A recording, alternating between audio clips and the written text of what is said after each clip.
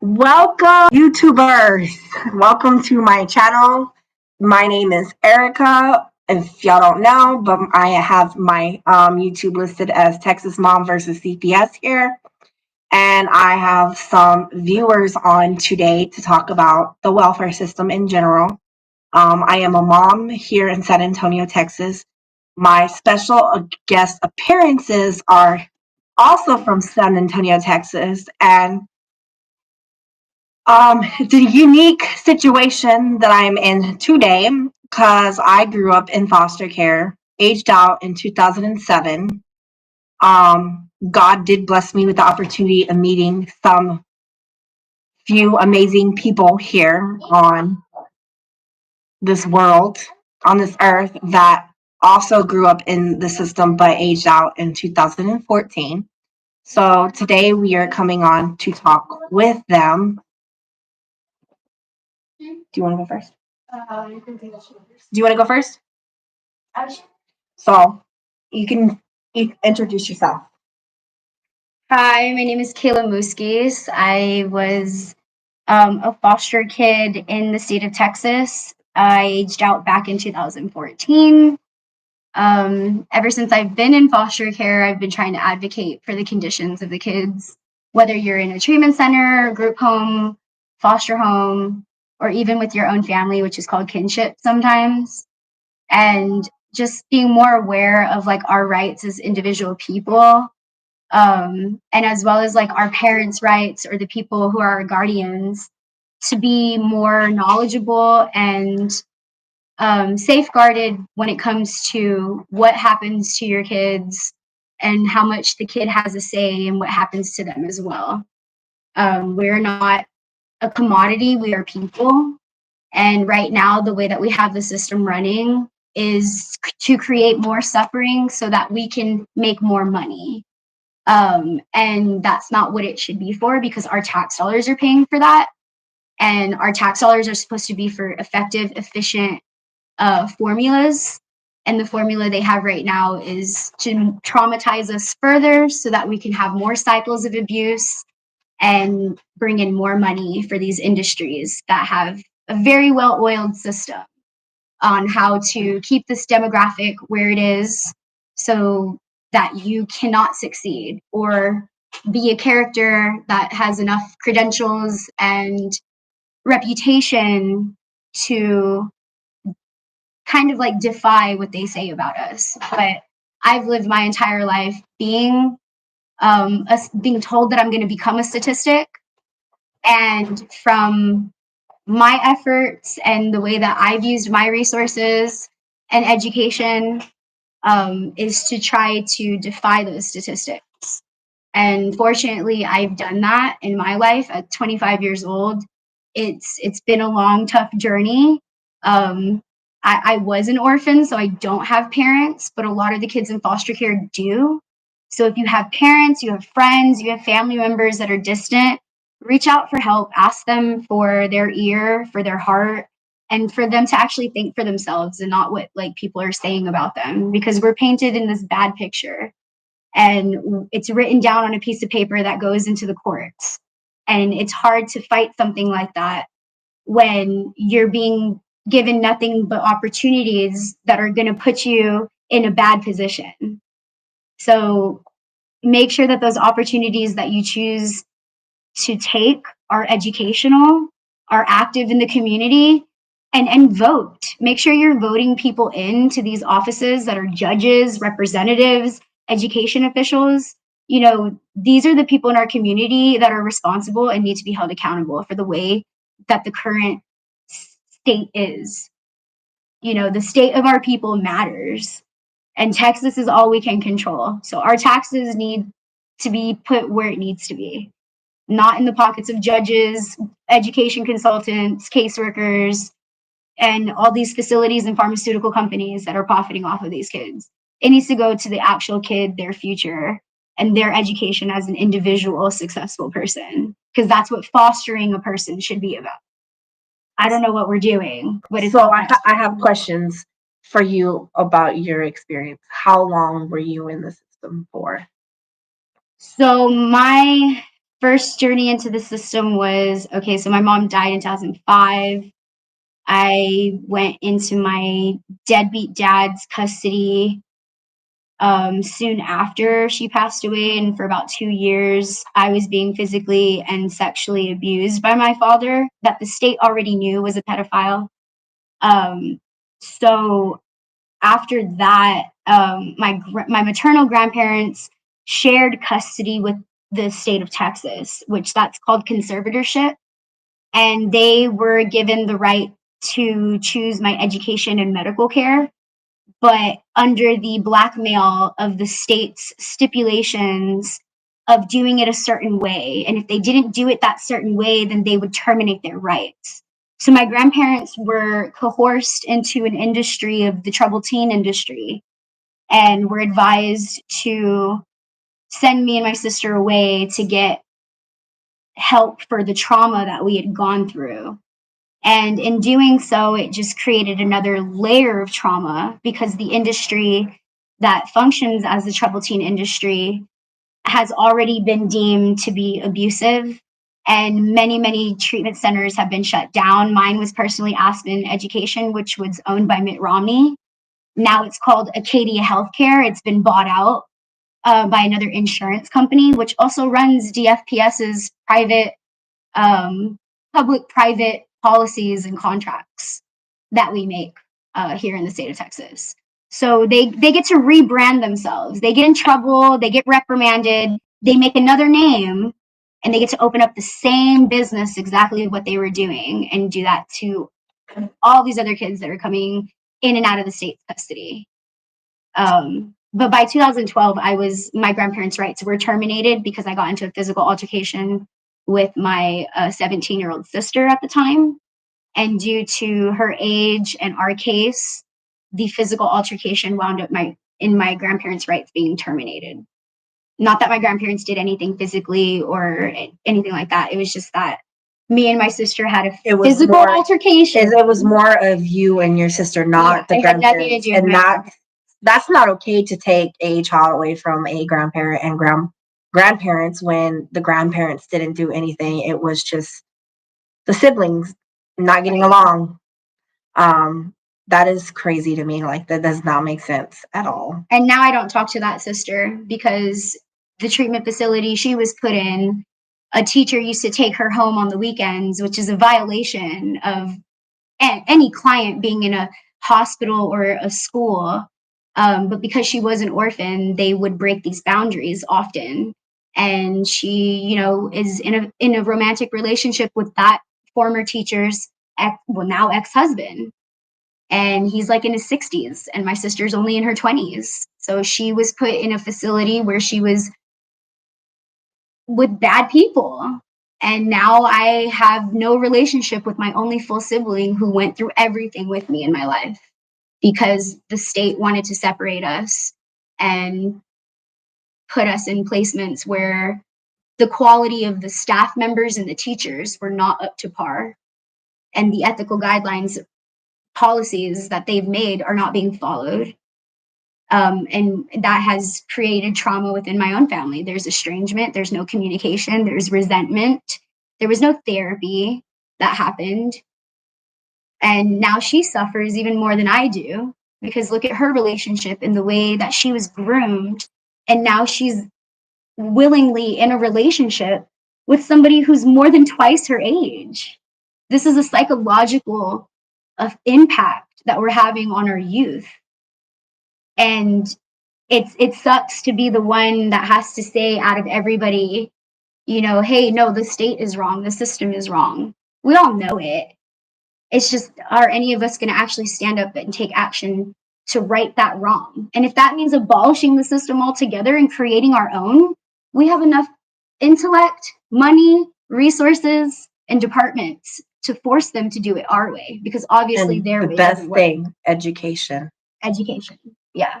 It took a pandemic, okay? It took COVID-19 for the city of San Antonio, Bexar County, to put in an educational program into our community colleges and universities.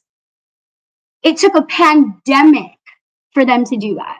I've been going to school before these programs were even there. And these programs that are there now, all they do is discriminate against disabled people. Erica Buford is the director at UTSA, and she literally had a campus police officer, sitting outside an event, a public event for 14-year-old and up people who have experienced the foster care system and the life after care. They had a cop sitting there so that me and my service dog could not go into the event, because they know exactly who I am, and I've been trying to hold them accountable for years to put a sub-disability group and to make sure that they have a feedback department. They don't want a feedback department because they don't think they need anything to work on. They just want to take your grant money. They want to take our tax money and have another department to funnel another set of money into, without actually allocating that money to create resources and departments for the demographics that they're actually serving. So my next question, so guys, in 2005, she was in foster care. Unfortunately, in 2005, so was I, but I was in Boerne, Texas. Where were you at? I was in Brownsville, Texas. So that's two different counties away from each other. But foster care is like all over the place. There's a lot of treatment facilities and that need to be shut down. Unfortunately, the facility I was at was called Meadowlands, and it was in the heart of the hill country. And don't get me wrong, I loved the place because it was big property. I could run around, try to be a kid. But it kind of sucked because I didn't have, like, in order for me to color my hair, I would have had to ask permission from my caseworker to even do that. And the caseworker was cool with it as long as I did not put like pink or purples or some drastic colors. I just had to ask permission for that stuff. There was certain things that I couldn't do, like even my religion. I would have to ask my caseworker if I could get baptized. I literally had to ask in order for that to be given. And I was under the state of Texas. Like, there's some kids that are under guardianship with children, but the state is the one that took them away and placed them in guardianship. But then the state can also be the conservatorship as well,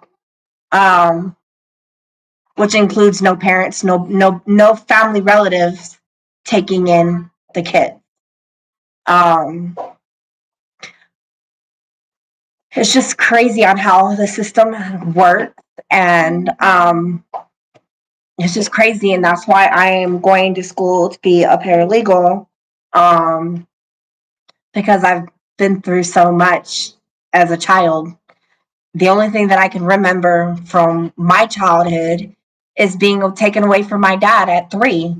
Supposedly, my mom was telling the courts that I was molested by my dad, but my dad has told me, oh, my mom had multiple men in my life, so I was calling anyone dad.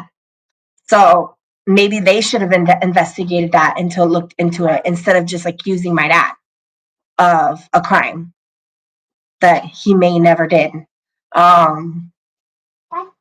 But what is there anything else you want to say? Just be more aware of your rights as a parent and a kid. There's a Bill of Rights for foster kids, and it's important to go over that, because even though we sign paperwork saying that the caseworkers and the facilities have gone through the paperwork with us, it's really not in the way that you think. It's just an intake where it's a lot of overwhelming, transitioning of placement, environment, and we're kind of just going through the motions more than actually being aware of what's being told to us and actually having the time to understand it correctly. And we're signing paperwork that we don't really understand in the moment, due to like the trauma that's going on in the moment. We can't even process things correctly. So making sure that we sit down with our youth and making sure that they understand in their own words exactly what their rights are if if CPS is involved and the DFPS, you know, has custody of you, because it's important for you to still have a say in your education, in your home life, in the medication that they're, you know, asking you to take to help with your behavior issues. Sometimes we can have more of a say in how we want to approach those things. I personally had to go out of my way to get a court order from a judge, and it was because I had already been to 7 high schools. I went to 32 schools from elementary to high school. And after 7 high schools, I'd had enough, and I wanted to speak up for myself. And I asked the judge to give me a court order that no matter where I lived, even if I didn't live in the district of that public school, I wanted to make sure that I could legally go there. And if I had to take a VIA bus, a city bus, for 2 hours to get to school because my foster parent didn't want to take me, then I had to commit to that. I had to go to court to get a court order to go to 1 high school. And then I had to put the work in to get on those VIA buses and spend that time to get to school every single day. If you're dedicated to your education, you have more credibility in the courts. And my judge signed me out of foster care the day I turned 18, because all foster care did was they just held me back. And I wanted to propel forward. So if you want to do that, then make sure you know the law and you know your rights. Go to your court hearings, talk to your judge, be on a first name basis with your judge. If they know who you are and you're a kid that cares about your future, then they're going to be more willing to help you and your family. If you're going to be resistant and oppositional and defiant, then they're just going to pass you through the paperwork just like every other kid. And you're not going to get the resources and help that you actually need. So make them help you, because the money is there and we're paying for it. So utilize your resources, be self-sufficient. So after the judge signed your order after you turn 18, can you talk about the benefits that you received? Well, when I turned 2014? 18, I actually got kicked out of high school. The court order was voided because I was no longer a kid in the CPS system. So I had to go into an online program and finish my senior year within 2 months. And I actually graduated a semester early than my graduating class. And the only benefits that I've been using from the state is my tuition waiver. In the state of Texas, as long as it's a public education, you don't have to pay tuition cost.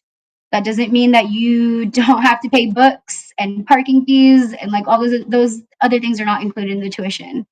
So making sure that we get our tuition waiver from the state of Texas, you have to go to the DFPS building. The PAL leader director is actually William Willman. And you can email him for any tuition waiver documentation that you would need so that you don't have to pay tuition. But there are other costs in school. You're going to need a computer, you're going to need books, you're going to need Wi-Fi connection.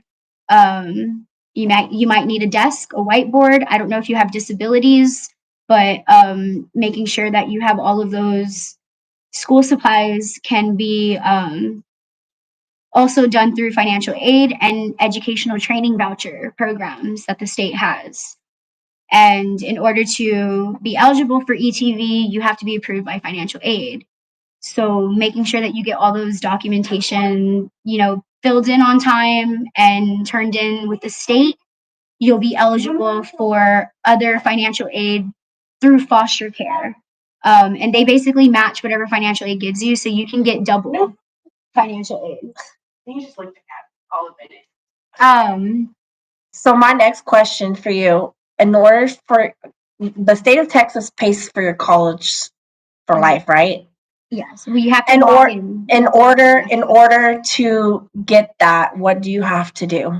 So you have to lock in, I think, at least 6 credit classes, which is 2 courses before 21. If you go to school before 21 and you're taking like 1 class a semester and you do a couple of semesters, you have that for life. You can go to school for free until you get your PhD in whatever you want. I locked mine in. Did you lock yours in? Sure did. I will be transferring to Great job. We on fire over here. So make sure you lock that in. There's also dual credit programs that you can lock it in before you even graduate high school. So if those dual credit programs are in your high school, do the TSI testing, do the SAT, do the ACT, and get your college scores before you graduate. So yes, graduation is important. Raising the number of kids that are going into college after foster care is essential in just the all around wraparound care and knowledge of trying to get out of that type of demographic. Education is your way out, so make sure you utilize that effectively. It's free, so use it. I'm gonna wash it. Here, let me see it. Let her wash it, okay? She's gonna put it back on there, but she has to wash it. But yes, and if you're having any trouble with the financial aid or ETV, you can contact Erica. I can try to help you as much as possible. I've graduated somebody from high school, whether it was through homeschooling. I'm sure I could even get them into public school. I did that with my other sister. Doing the paperwork for college isn't hard. It's just technologically new, and the whole system is a little bit touchy. But the more people that use it, the better the system's going to become. So raising that percentage of foster kids going to college, it's at 3 to 9%. So if we could raise that, it would be great. In order to get your ETV, did you have to do like these classes, and did you have to complete it to get it? Like what kind of classes did you have to do? No, you just have to qualify for financial aid. Because back then in 2017, before I graduated, I took some PAL classes. Okay, you're talking about the stipend. No. Yeah. You're talking about when they take you to Kerrville, and then you spend a couple nights with a whole bunch of other kids, and you go to a thrift shop, and you go grocery shopping. Yeah, and I teach you how to live on a budget. Yes. Like, okay, yeah, those are the PAL Transitional Youth Program. That's the BCFS organization. They suck, but they're the only transitional organization with the state that help with transitioning foster kids to adulthood. I don't think that they're that effective. Their retention rate sucks, and the way they treat kids is horrible. But putting pressure on them to do better is important, even as they do. Don't get me wrong, they do help. They did help me enroll the first time I did go to school, because I had like going to college, because I had college for me was like new, and I'm like, how do I do all this? Mhm. And so they did help me. I all I had to do was walk right in, tell them who I was. There was times I didn't even have to have an appointment, and if somebody was there, they would help me. Now my next question is, did you get any like reimbursement money from them? Because I know I did. I had to turn in receipts in order for them to reimburse me on things that I bought. So like if I bought me a mattress set for my apartment, they reimbursed me on it because of the fact, or they would reimburse me on my rent. Or I tried to get them to reimburse me on my driver's education, and they wouldn't even do that. And I got pre-approved for $14,000 because I did get financial aid and I'd been a student. And they said that because of my age, I didn't qualify for the money, which was like about $14,000. And it was before I turned 25 last year. And the cutoff date is September 30th. My birthday is September 18th. So they decided that I wasn't eligible because they didn't put the paperwork in on time. Wow. Yeah. So do you think any of the kids that are in foster care, do you think they're going to get the college benefits if they were to come home?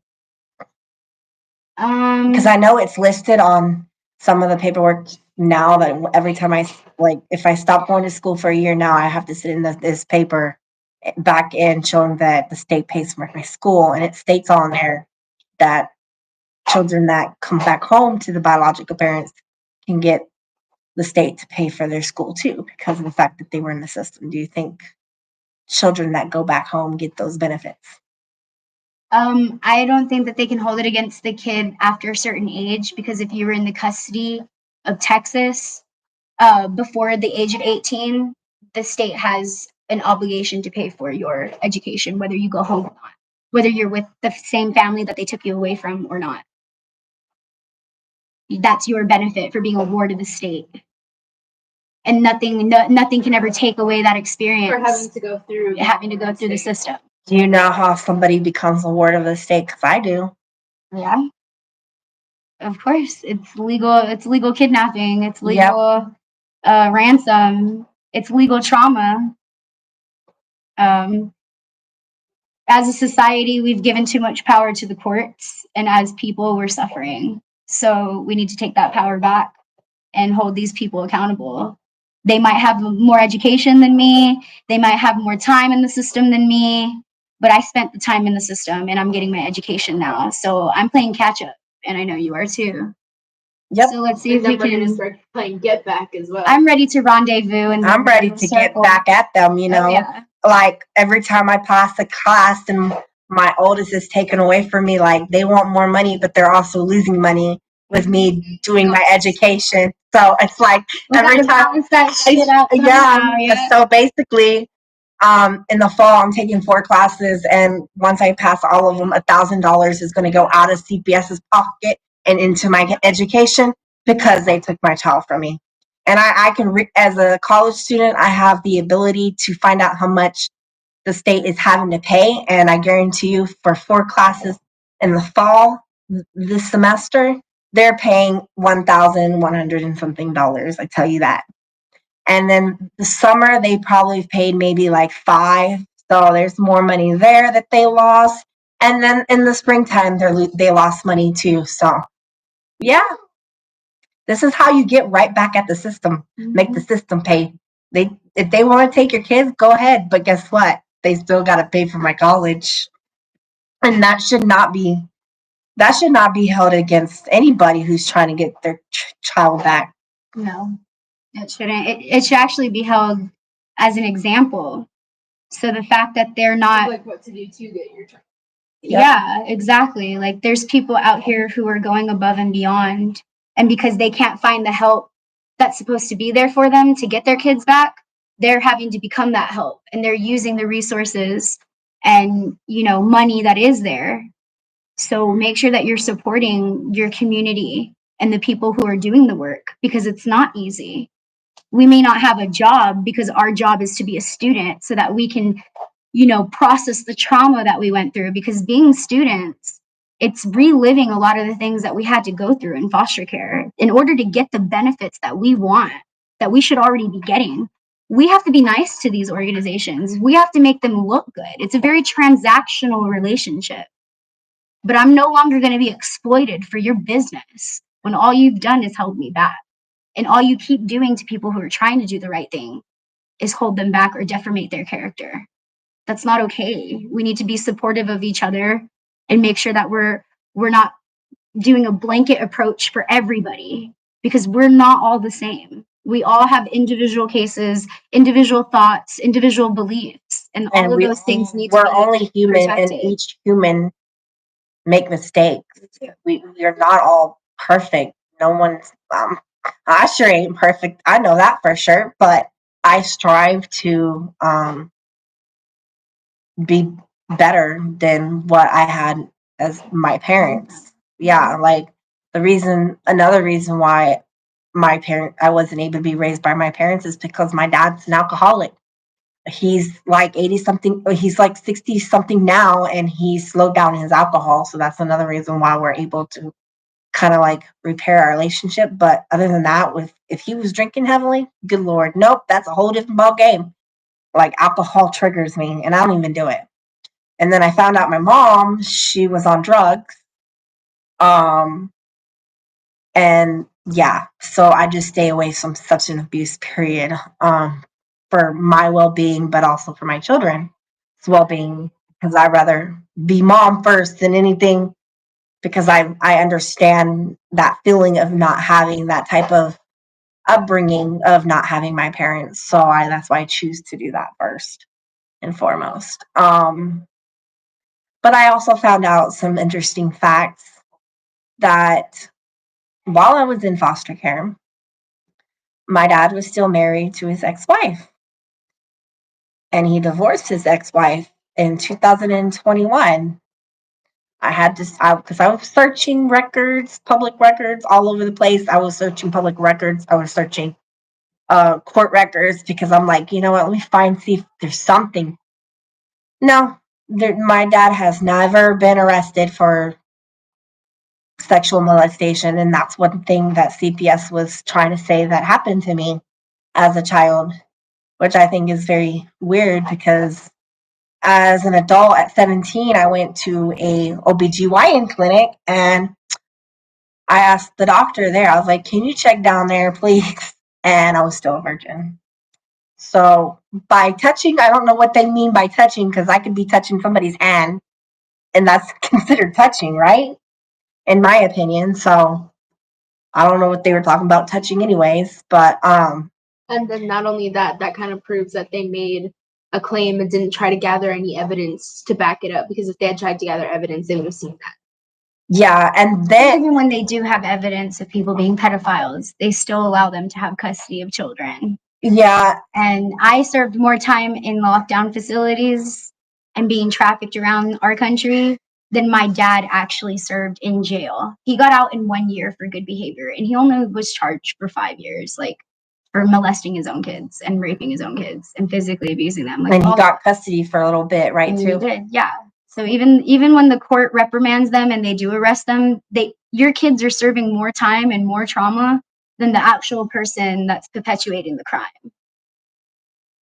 How is the person that's actually the criminal only serving 1 year behind bars, but I'm being trafficked around the country and being sedated and put in pad lockup rooms, isolated, restrained, and overly medicated to the point where I'm almost dying because they're neglecting our physical health.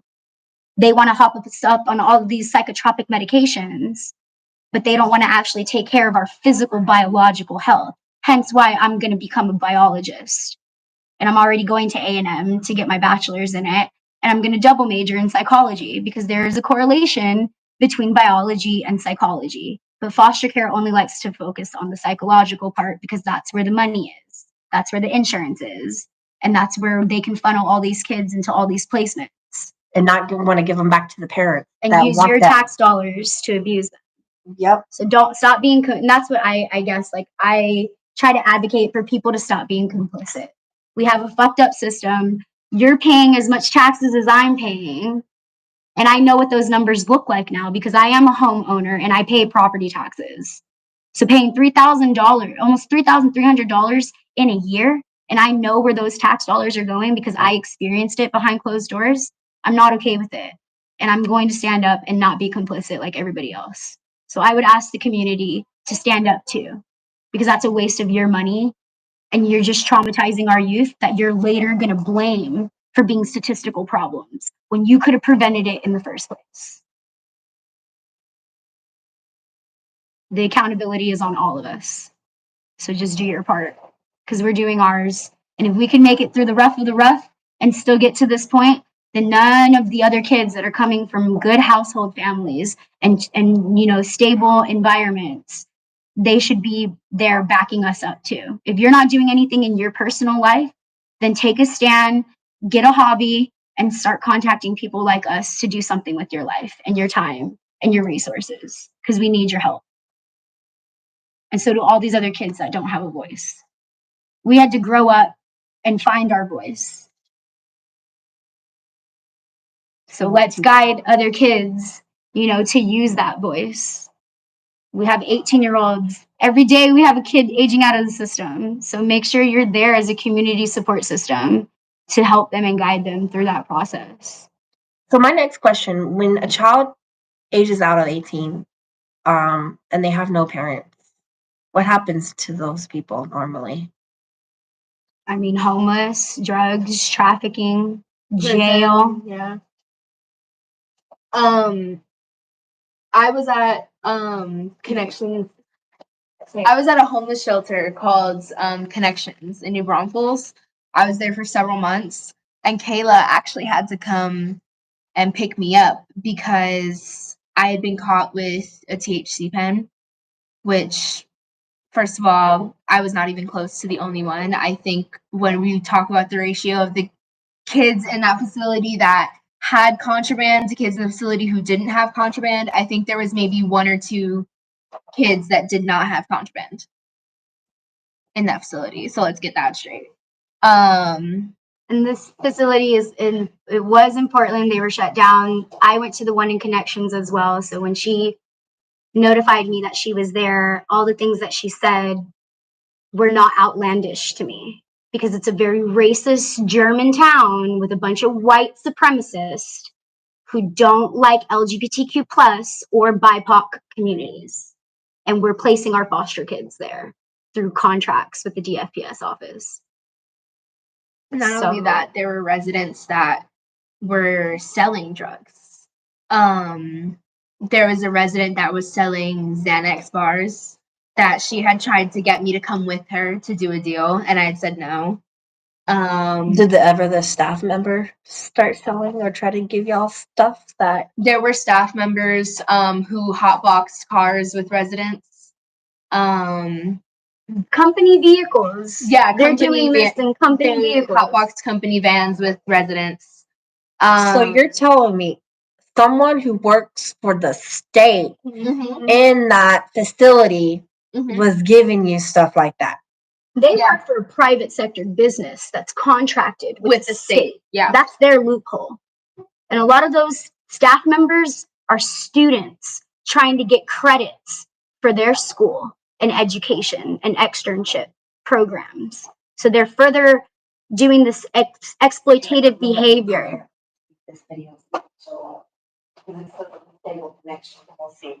Just keep doing it, and I'll look on my phone. But yeah, there was even a resident who wasn't even a foster kid, didn't have a caseworker, wasn't a ward of the state at all. She was a runaway youth. And she was addicted to meth, and she had gone with her friends somewhere and come back to the facility high on meth. And they didn't penalize her for that. Beyond just saying, you can't leave the facility unsupervised. So while y'all were in the system, how many meds did they actually give you? In the Yeah, how many meds do you think? Do you think any of these meds were something that you didn't even need? Yes. Oh my God. I was put on so many meds. I can't even like. The simplest I way for mean- the whole med thing was when I tried to overdose, I took 30 pills of 300 milligrams of my Wellbutrin. All it did was put me in the hospital for a couple days. Yeah. That's all it did. And I took 30 pills.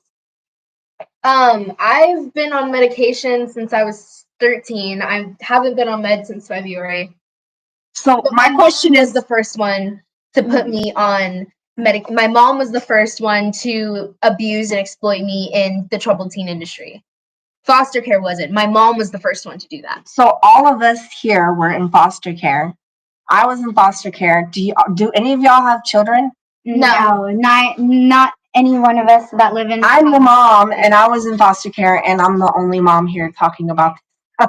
Which there's a reason why I am, because of the fact that I understand what they went through, and I'm here to be an advocate for them, not just them, but also for moms and dads if they're involved. I understand that certain situations where the dad's not involved because of whatever drug issues on their end, or they just didn't want to be or they're just deadbeat dads, because we have those too. But yeah, I just am doing this interesting live with them because they don't got no kids, and they're kind of like, We take care of everybody else's kids.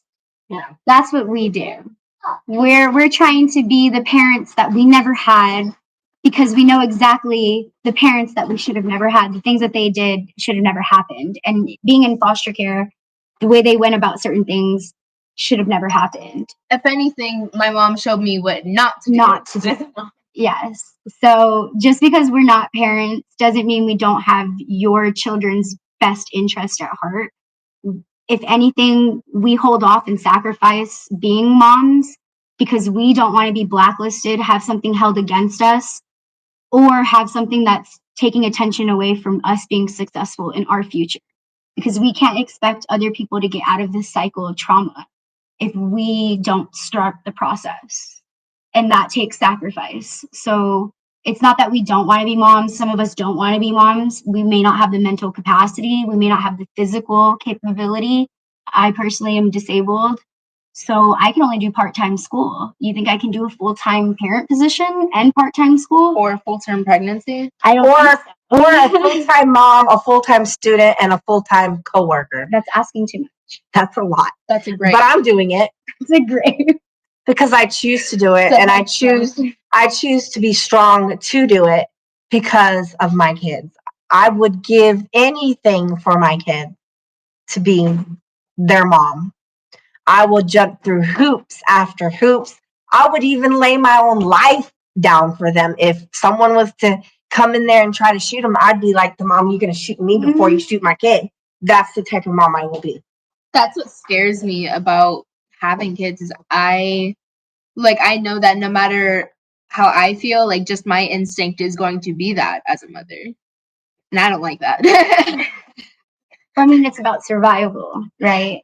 So Let's talk about children's rights that are in foster care. What do they look like? Do y'all know? Non-existent. Absolutely nothing. We're told we have no rights. well, we were told we have no right. I got in trouble at the same shelter for just telling a kid to talk to his caseworker because I'm very liberal. I believe that people should be getting vaccinated, but I'm also very pro-choice.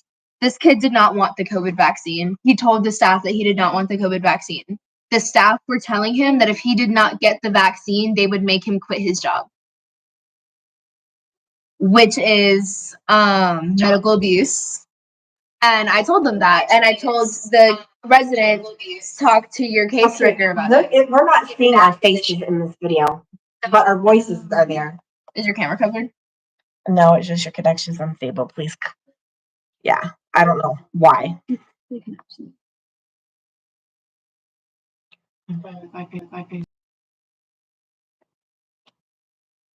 This is connected.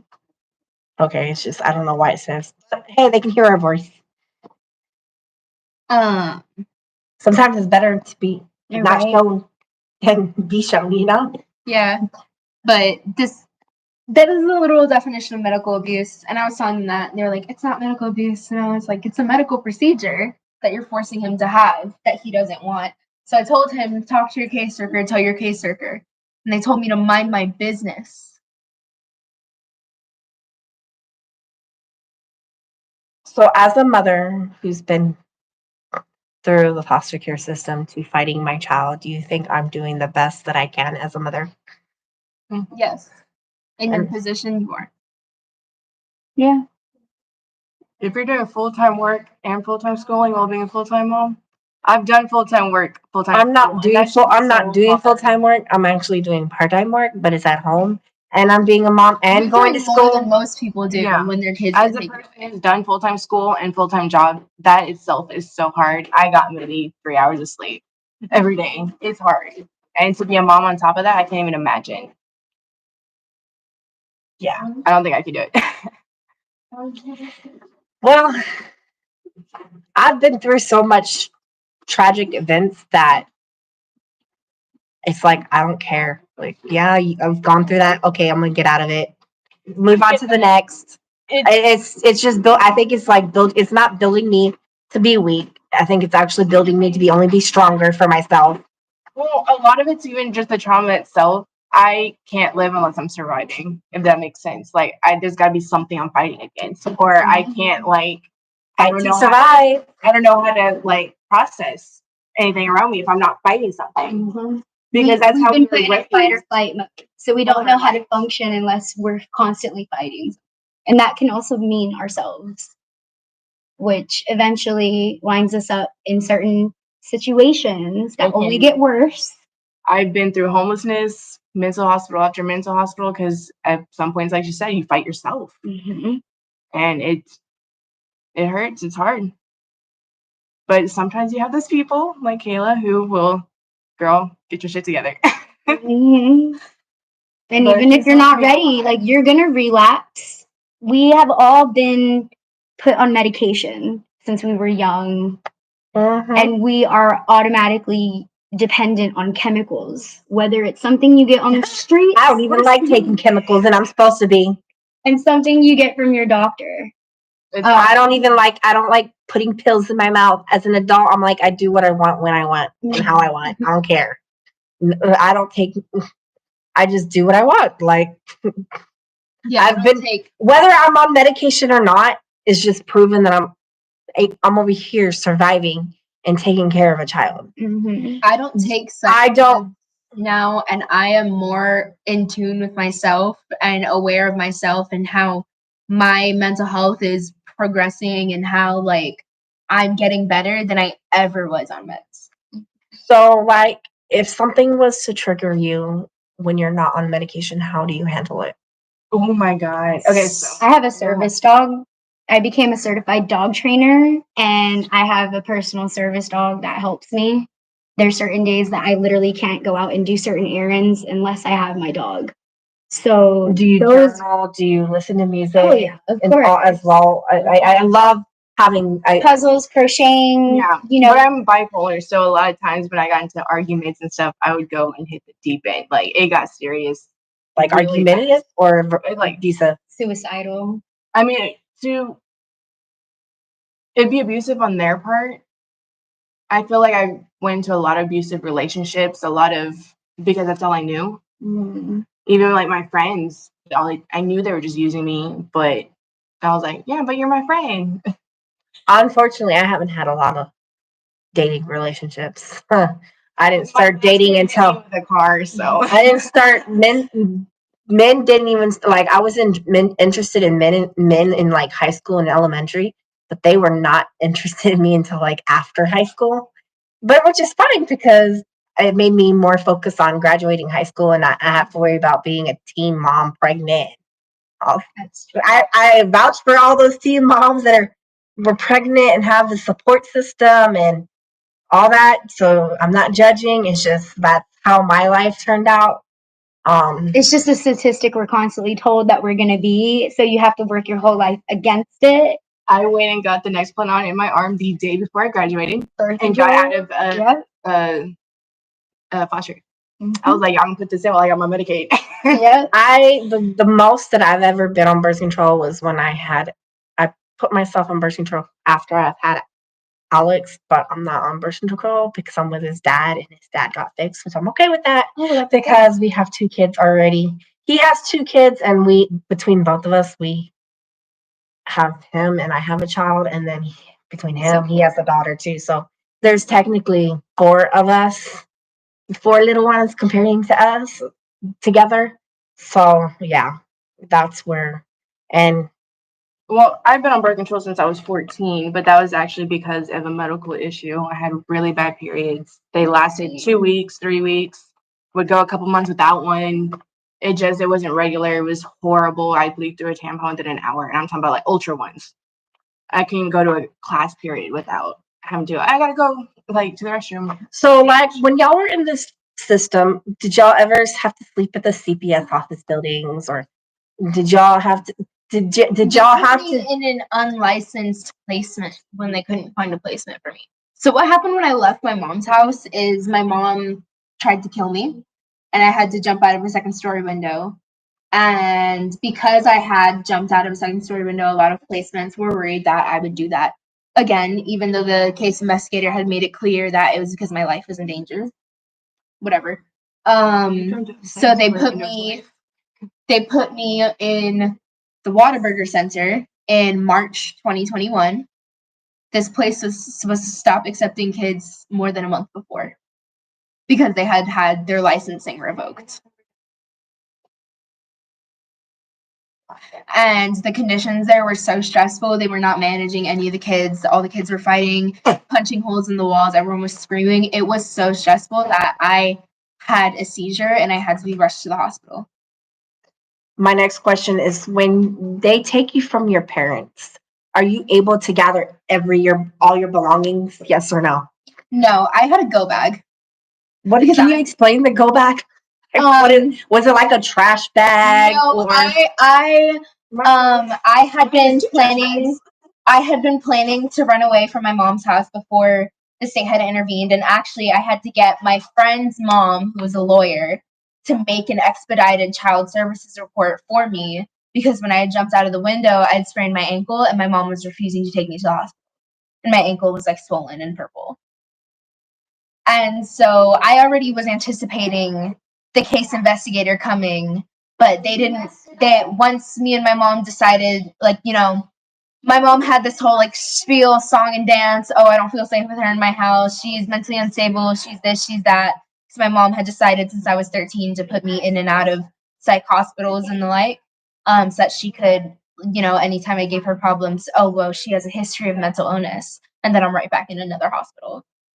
And so the case investigator, once my mom was like, oh, I don't feel safe with her, and I told the case investigator, like, well, I'm literally crippled in bed right now because of her, because she tried to kill me and I had to get away. They didn't really give me a lot of time, so I just had to point to they asked if I had any essentials that I wanted to take with me. And I was like, I have a go bag packed. And it was just a duffel bag that I already had prepared ahead of time. So from the time that you moved, from the time the state took you from your mom, Mm-hmm. how many placements did they move you? Really only That you know. Four in a year. And from your knowledge, do you think that's stable or unstable for a child to live like that? Well, I stayed in New Braunfels Connections longer than I was supposed to, way long.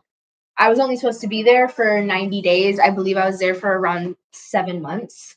And the reason why they kept getting extensions for me is because they were trying to get me to finish high school in that specific school, which did not make a lot of sense to me.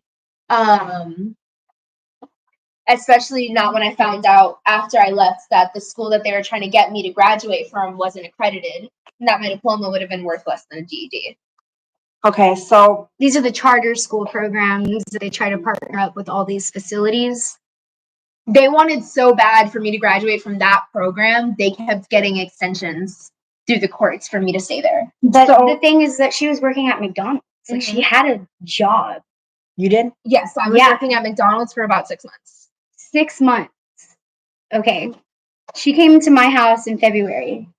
We got her enrolled into the homeschooling program by March or April. Yeah, by early April. And she literally, I was done almost as soon as they sent me the Scantron thing, it was like a civil, like being a civil citizen, and then her geometry Geometry was really the only thing I needed because to graduate. yeah. And I did that with no money, no resources. I didn't have to pay for homeschooling. I found a program within the city that paid for her. So the county that took me from my parents is actually Bexar County. Mine was also Bexar County. Bexar County just sucks. I'm sorry, Bexar County, but you do. Yeah, Bexar County stuff. So there is 4 people in this room But for Bexar Bexar County County. also took me. I was born here in San Antonio. I was born in Miami, Florida, technically, but that was by accident. Because my mom was visiting my grandmother while she was heavily pregnant with me and went into labor. Ended up giving birth in Miami.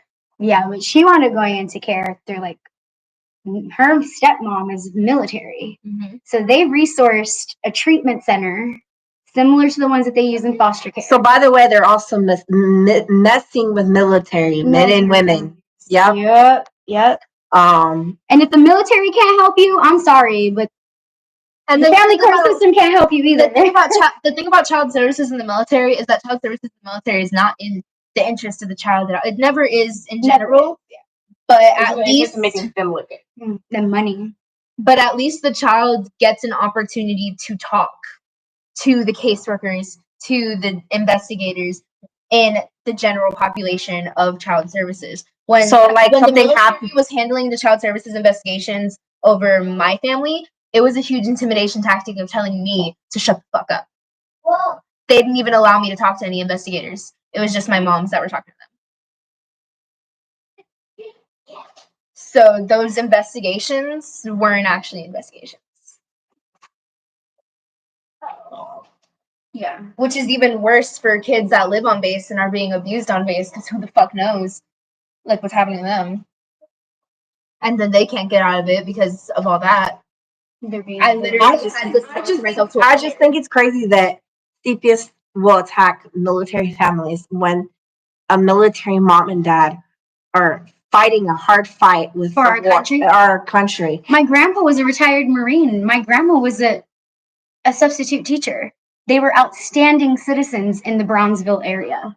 And Cameron County still didn't want to unite our family together. They wanted to separate me and my siblings from each other and from our grandparents. Did you have siblings?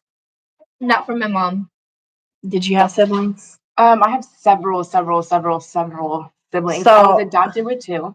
And my adopted mom, as much as she is a bitch, she did keep in contact with all my other siblings' parents that got adopted so that I could still have a relationship with my siblings. I was separated from my siblings. I actually, on my mom's side, I have 2 brothers. One was adopted as a baby.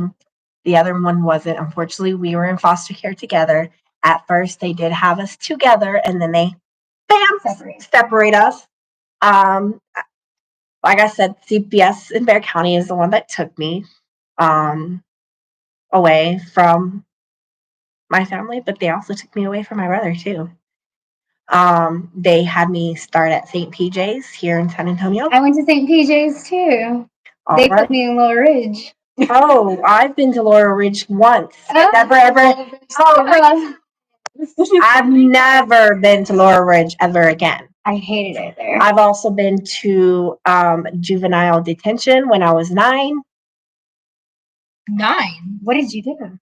I was What did at they say you did? Or yeah, What did you say you did? how did they get you? I was at this one placement. It wasn't at CJ. It was like not St. PJ's, but it was another one somewhere near downtown, close to. It's downtown San Antonio. At 9 I started damaging property at that place, and they're the ones that put me in juvie. You're not hurting nobody or yourself. It was No. just property. Yeah, Story about realize, especially taking us away, we've got mental health issues. We're gonna go.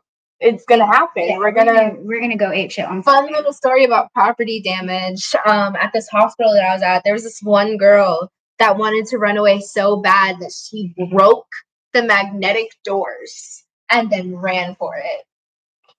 It's the most impressive shit I've seen to this day.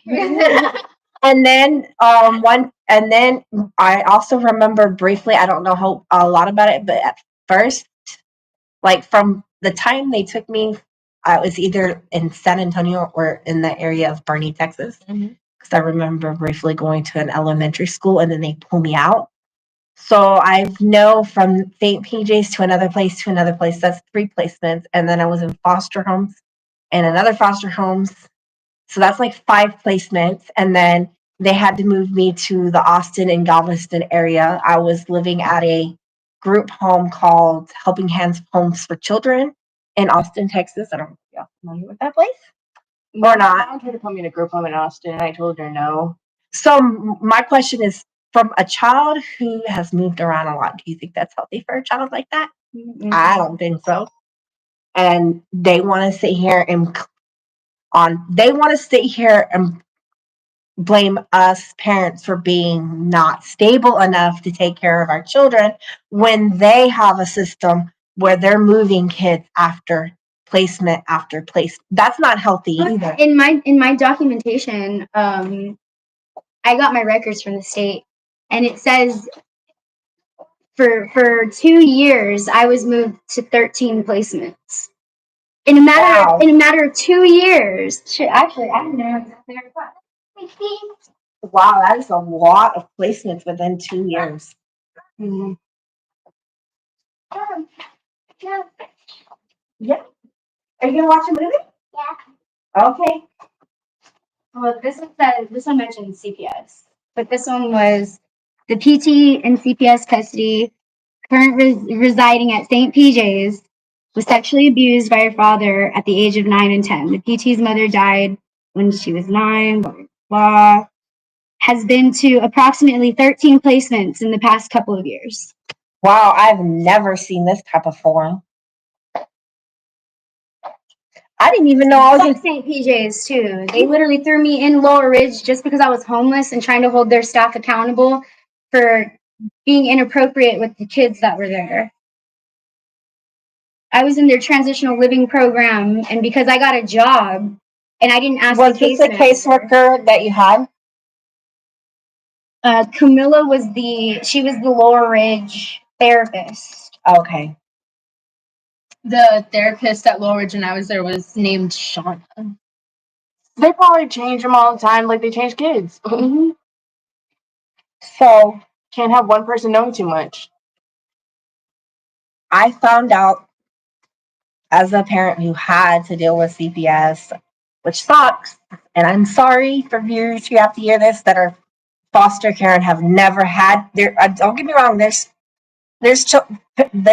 moms that grew up in foster care and have never had to deal with CPS because I don't know why, but I just apologize. But from what I've seen, the way that they're stealing kids are, oh, they're having moms do psychological evaluations, and it's a doctor that they're choosing of their choice To fit their narrative. And their narratives could be off. So that's another reason why I'm not taking medication, because I'm not going to let no system, no foster caseworker tell me that I need to be on medication. If I'm going to put myself on medication, it's going to be by my free will. Why? Because I live in America. And last time I checked, I have the right to freedom of speech. I have the right to my own Bill of Rights. I have a whole lot of rights that are out there, and I encourage a lot of parents to do that, to learn the rights, to exercise their rights. Because I guarantee you, once you learn and exercise their rights, they're not going to want to mess with you. They're not. And it's amazing of the amount of work that I've put in against Bexar County, because Bexar County hates me now. And I hate them too, so I don't care. It's okay. We got a whole hate group going on for Bexar County anyway. Bexar County gets a lot of money in taxes, yet any system that's Bexar County, It's not, the camera's on. but like, They can just hear your voice. okay. Yeah. But Bexar County, all the taxpayers, all the money that they get, they're not using it for any of us. Or even their jails. Their jails are so bad here. I've been to Bexar County for like 2 days before McLennan County came and picked me up. For a warrant I had in McLennan County. And I'm telling you, like, I had told them that I have medical issues. I cannot be too cold, too hot. I have actual medical concerns. I told them everything. And I told them that my birth control had been broken. And they're like, well, we can't do nothing about it. Sorry, that sucks.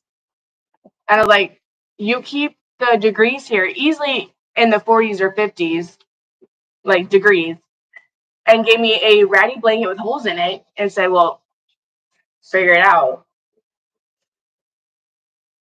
Yeah, no, I know. And then like, But McLennan County could actually, I told them what they helped me. I was actually, treated like a person. so like we should find specific counties to partner with Bexar County and fix the potholes that are like. McLennan County, one of the I've heard other things from Terrence County, McLennan County. Well, McLennan County is a really good county. But there's not a lot of people there. The taxes that those people are paying. It's a really small town. San Antonio has a huge population, and we're only growing. But they're saying that's the more tax money they're getting out of it, and they still the more people that move to Bexar County, the more tax money they're gonna have, and they're saving it away, stashing it somewhere. They're reimbursing themselves because Medicaid already pays for all the medical. Every kid in Texas has CHIP. You have medical insurance. Yeah. So what they're looking for is the Social Security insurance to reimburse themselves for the care of the child. And that's which they should be reimbursing themselves anyway.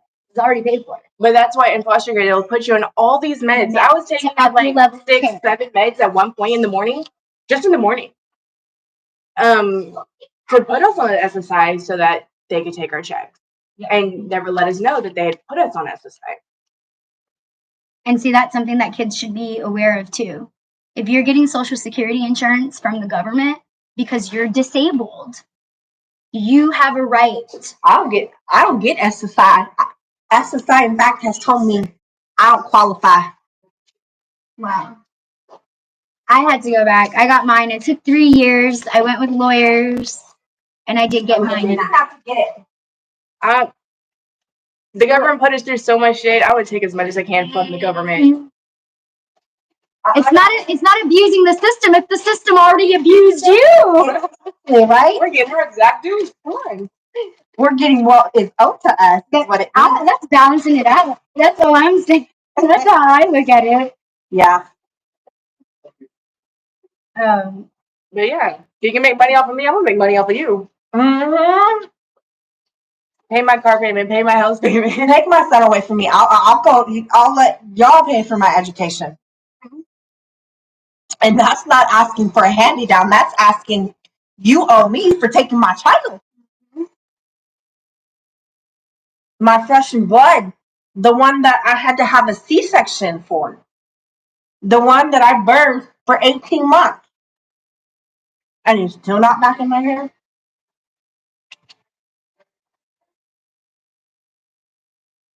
And then people want to know why I'm antisocial, anti-CPS. Because I'm a mom, and they stole my kid just the same way they stole me from my mom and my dad. And I had to see that. And I promise you, if they take my kid and they place him somewhere else, the world's going to hear about it too. They're going to hear this mom had to see her child being turned to someone else. And I'm going to share with everybody how they did that. And guess what? The court system ain't going to like that. So if the court system ain't going to like that, they need to return my child. Because once they return my child, then I'll stay quiet. But I probably won't even stay quiet even then. I'll still be advocating for people, no matter what. Because this is just wrong. The system is broken in so many ways that it's unreal. It's sad. It's pathetic. What happened to our freedom of speech? What happens to our Bill of Rights? What happens to Our Constitution. our Constitution? That reigns over all. That's for each individual person, no matter what state you live in. Your constitutional rights are your civil rights. We live in a modernized world where we make contractual agreements to be a part of society. We shouldn't be punished for being a part of society just because we were born into a certain demographic that we could not control. Mm-hmm. And discrimination should not be allowed to happen in this world either. Just because you were in foster care doesn't mean that the state should come in and take your kid. It does not. Yeah. And a lot of times, the reason we're so fucked up in the head is because of the shit we went through because of them. Yep. So yes, we're gonna have trauma. We're gonna have health issues. We're gonna have mental issues. Even misplaced anger. We're so angry at the people that were involved in the system. We don't see it as it's a whole thing that we need to scrap and build back up on, because all of these people are being told to do a job, and this is the only way to do their job. What's mind-boggling to me is So we're angry at people that are doing a job, but it's like we have to change the way that job is being done. We can't keep being angry at the people, but those people also have to help us. Judges, caseworkers, all these people that are working for the system in the state and getting an education by having externship hours and getting it towards their credits and stuff like that. You need to stand up and actually follow ethical codes. We're all going through ethics in college. I took an ethics class. I got 112. Okay? I know my ethics. Do you guys know ethics as students who are working for a state? I'm fixing to take a paralegal ethics class. So there you go. Actually, like, there's a girl at MCH. It was Methodist Children's Home up in Waco. I scared her really, really bad because she was there, even though it was as a college student. She planned to graduate and be a caseworker. She was trying to. She was like, I'm going to change this. I'm going to change that. And one day, like, I called downstairs because I cut myself really bad and I would have stopped bleeding. And she came up there and she was like, oh my God, oh my God, oh my God. Like, she literally freaked out and she stopped coming because it scared her. She was like, for you to feel that way, there's something wrong with the system. She changed her major. She said, there's something wrong with the system. Yeah. She was scared. She thought I was gonna die. Honestly, the next major that I thought about was being a drug and alcohol counselor, but I'm like, why? I don't, I don't do that. I don't do that, but I thought about doing it because of the fact that my parents did it, and I was wanting to get in their mindset of why they did it. Doing that. Well, I was gonna do drug and alcohol, And a lot of other parents like advisor. And a lot of parents struggle with it. When I graduated high school, and But got not cut me. off I my don't like- benefits, I can't even put a pill in my mouth, and I won't. I wanted to do that because as a kid who had their like Medicaid taken away after they're 18, I didn't get meds. I did turn to street drugs. My brother turned to street drugs. I got myself out. My brother's still stuck there. I still had Medicaid. My brother's still stuck there. And so I wanted to help those kids who did turn to street drugs. Because it's the only option we have. Excuse me, sorry. Yeah. And for like 6 years after that, I was clean. I did everything, and I recently got back on meds. I did get back on meds. I needed to. I know I need an antidepressant and a mood stabilizer, and I did get back. I'm actually taking Wellbutrin again. I had overdose on, but it does help me as long as I take one every day, and not 30 of them. A bad experience isn't going to be the only experience you have. It was the fact that I could now decide I wanted to take it. As an adult going into psychiatry, doing counseling, therapy, I've checked myself into a mental hospital as an adult because I was dragged out of my car by Bexar County police officers.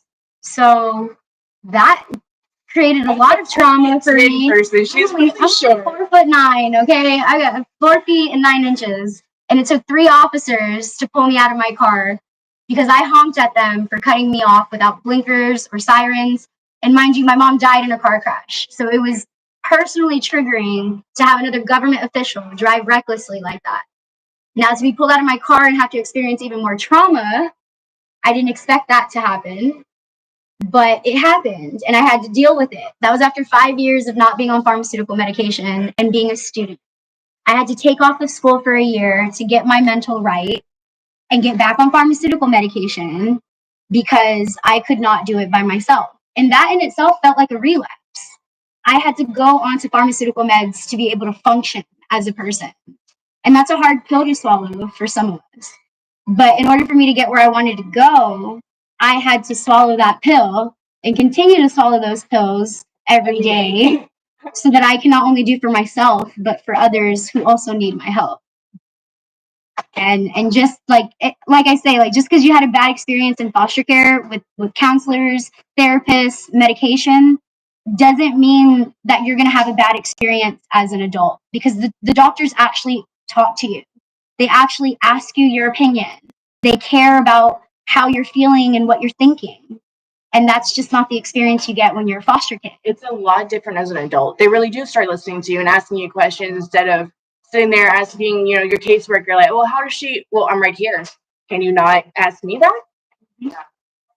And it's a lot different as an adult. And I did go into this.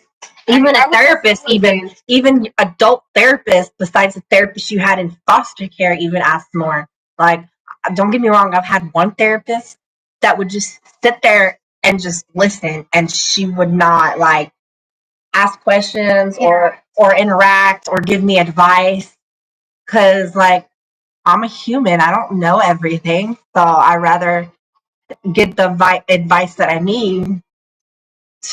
Depending on the advice that I need, it could be advice for my kid or it could be advice for myself. I'd rather have somebody to be able to tell me, hey, do I think that's a good idea or not? So I've found out that a lot of therapists who've been through their own trauma are very, very good therapists.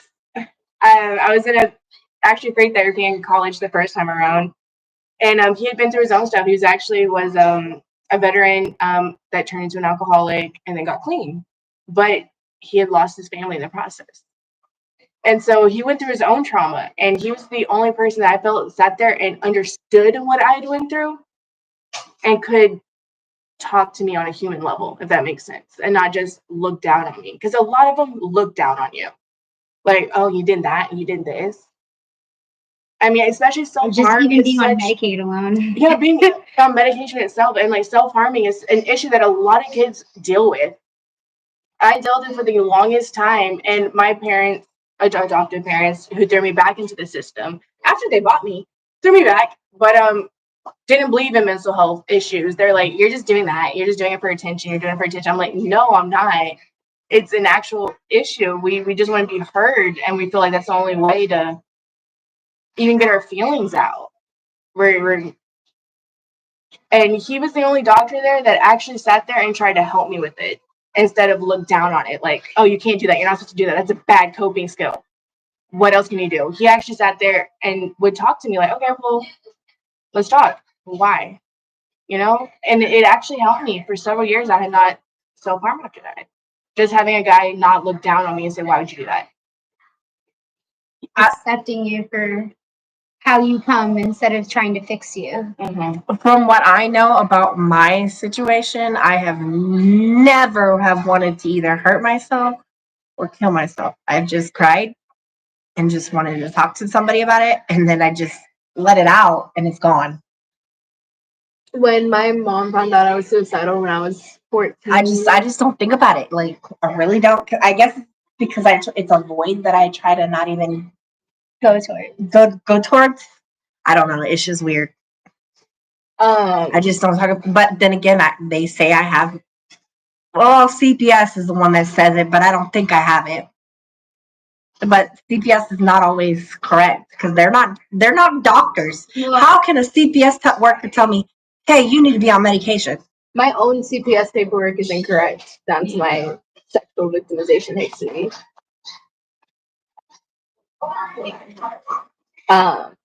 but it's just paperwork. It's just they have to make the paperwork look clean. Whatever they can put, terminologies they can use to support the medication or treatment plan, it's all going to be the same. And like that's what we're starting to find in a lot of these cases where people are actually starting to fight these facilities. These facilities are putting everybody on the same medication and saying that they have the same diagnosis. Oh yeah. Yeah. So how can we all have the same thing? I mean, but then again, it's because the more children that are on medication, the more money that they I'm in a they group get. chat with a bunch of former patients from a facility that I was at. And all of us that are getting our records are finding out that we do have a lot of the same diagnoses. We were put on a lot of the same medication, which is disproving that this facility, look at this facility like I was on a lot of have, like, medication and I individualized had different treatments. diagnoses, but I can sit here and tell you that the diagnoses that I had in foster care are not the exact same ones that I have today. Yeah, the diagnoses that I was given growing up are not correct. I feel like mine are. I do see what I deal with, and I do deal with that on almost daily basis. I mean, I'm diagnosed with like almost 3-4 different depressions, BPD, RAD, which is reattachment disorder. I'm not very good at connecting with people on a more deeper level than face to face. I just, okay, cool. I don't like you then. I have a very bad attachment because both my moms were shitty moms. I don't know how to connect with people. Bipolar, I'm crazy as shit. I know. I feel like you do know how to connect with certain people. It's just you, like us, and because we've been through the same. Yeah, like foster care, like people who've been through that, I do connect more with them on a deeper level. Yeah. But when people who like worst thing ever in their life is they couldn't catch a fish, like, okay, do you know what I've been through? Like, I don't know how to connect with those people. Me, same here. Like, I'm like, cool, that struggle is so hard. Like, my sister, honestly, she's been through her own girl problems and stuff, and she was sitting there, she was like, yeah, my, like, worst thing I did was I have to go home and get some clothes or whatever, and then I have to go to work, and I'm like, dude, your struggles are so different from my struggles. I'm homeless. Trying to figure out where I'm gonna get my next meal, and you're like, I don't know if I can get a ride to work today. I'm like, oh my lord. I graduated in 2014 and I'm barely going to university, like an actual like university, because I didn't feel like I was smart enough to go to college, even though I was a dual credit student in high school. Like, I was already taking college credits in high school, but because they kicked me out my senior year, I didn't get to finish that college credit, and it messed up my GPA and financial aid. the state did that. The state did that. Oh wow. Even though I had the court order. But because I Hear that, guys? They've kind of messed up her education there. screwed up my education so bad, I've had to play a lot of catch up. And I think they did that because they didn't want you to succeed. oh yeah, no, they didn't want me to, but too bad. Like Like I've all the people in the system. Yep. It's any way they can. Jail, foster care system, CPS, anything. They want you in the same system. That's all. Well, it is. with me Make going to more money. college right now, they're not keeping me in the system. Because guess what? I'm taking classes None and of I'm doing us. Yeah, I'm a psychology major. You're going on my second year now of Political science just applied. paralegal studies right here. we have a whole nonprofit are in the making already. right. Yeah. You don't have to We ask just need us. to add the lawyer. Yeah. Well, That's okay. I called them the other day. I'm gonna double major in political science and law when I move on to university because I want a law degree. I did eventually wanted to justice for Cambridge. like a semester, and it just did not resonate with me the way psychology did. Because I also have ADHD, and I do know I do have that really bad. I get so distracted by just about anything that moves. For real, that's squirrel disease. You know what I mean? That squirrel. So, as someone was in foster care, like, how did y'all learn to survive as adults now? Trial and error. I'm still learning. Trial and error. I started Asking for help. Honestly, When necessary. The biggest thing is learning to ask for help. that was my biggest thing. Was Also- asking for help. There's times when I want to ask for help, but I'm like, should I? Because they might try to use that against me on some type of level.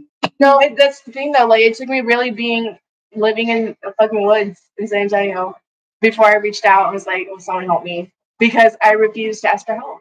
I felt like I could do it myself. I was gonna do it myself, and like I said, it took me realizing I literally have nothing anymore. It took having nothing to realize. Yeah. that I might need help. I came from a border town.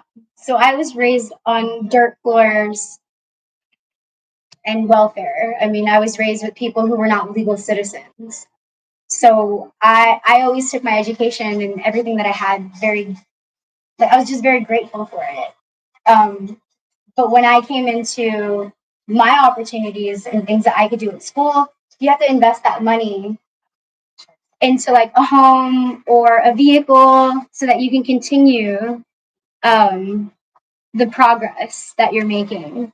Because if you don't set that stuff, if you don't pay for that stuff now, you're gonna fall off, and then you're gonna have nothing to fall back on, Yeah. and you have to start from scratch all over again, which can take so much time just to get back where you fell off. So And to trusting the me, wrong it was like people. have a stable home, have a stable transportation. As long as you have those two things, I mean, you can basically do anything. school here. I did school for the past 2 years in my house. So And the stable way of communication. yeah, a stable way of communicating. I think all of our foster kids should either have body cams or freaking like fly phones. You remember those fly phones when you could only call your mom, your dad, and your sister and your brother or something? Yeah. Like we should have like walkie talkies to community sponsors. So, do you think somebody who grew up in foster care has an easy or hard life compared to someone who has never been in this? Hard. It is Hard. physically hard already. I think it's easier and harder in some ways. Harder because we do deal with a lot of shit. But because we deal with a lot of shit, it's easier when we get something thrown into our faces. We know how to react and respond. Been there, done that. Let's go. Like, But do you think all of us know how to do that? Or do you think some of us have barriers, whether it be disabilities or emotional, chemical imbalances, where some of those kids don't know how because their environments were so regulated all the time that even when they did act out, there was somebody there to limit the impact of that one kid acting out. Now that kid never learning how to do that in the real, because they were allowed to do it in a regulated environment. They never learned to stop doing that behavior. I Now, was when you put that sheltered in the public- majority of the time. I had a few friends, but I didn't have much. But I wasn't one of those people, oh, okay, let's go hang out with my friends and go to the movies all the time. I was more like, let's stay at home. And that's how, as an adult, don't get me wrong, I do go out, but not as much. But I try to, as a mother, I try to be more active in my child's life because he only has, like, I shouldn't have to stay at home and not go to the zoo or go to Fiesta Texas or do anything like that. I should not be staying home and doing those things instead of doing those things because he only has one life to live. I need to do. He deserves the experience. He deserves that experience. Probably why I couldn't be a parent. But I that's love why- staying at home. It's hard for kids that are disabled in foster care though, because they keep them isolated. They don't want them to be a part of the public because they have to do too much to control them. Well, I mean, some do. I was never. I guess I just had a higher brain like functioning. I thought a lot more. I was more intellect than emotional. But my younger years, I was way more. Everything is based off of emotion. Well, like your brother. And then also the way It's like your care brother's a good example. incentivizes. He needs somebody to help him do the paperwork, to help him do what, like, even if you were to sit there with him at an interview or something, like, Yeah, because would he have doesn't to have help the him. brain functioning. He was born addicted to cocaine and a divide between his left and right brain, so that he cannot long term think. He can't think about the consequences of what his action might lead to. He's just like, oh, It's it's just because I want to do it. impulsive in the moment. And then it's all like, oh shit, why am I here? What did I do? Yeah, he doesn't understand. It takes him a while to process that, if he can even process it. And there's a lot of kids in foster care that are being deemed disabled and they're being taken away from their parents because their parents don't have the knowledge or education, and they're saying, oh, you're medically neglecting your kid. Like my grandparents were told, if you don't put your grandchildren in treatment centers, we're going to take away your rights because you're medically neglecting them. That's medical abuse. Yeah. that's When we have every right to choose how our kids go about their education, medical. What if I don't want my kid to be stuffed up with medication because I know that's exactly what happened to me? Exactly. You know, so I'm going to extra safeguard them and do this alternative approach than what the state is telling me to do.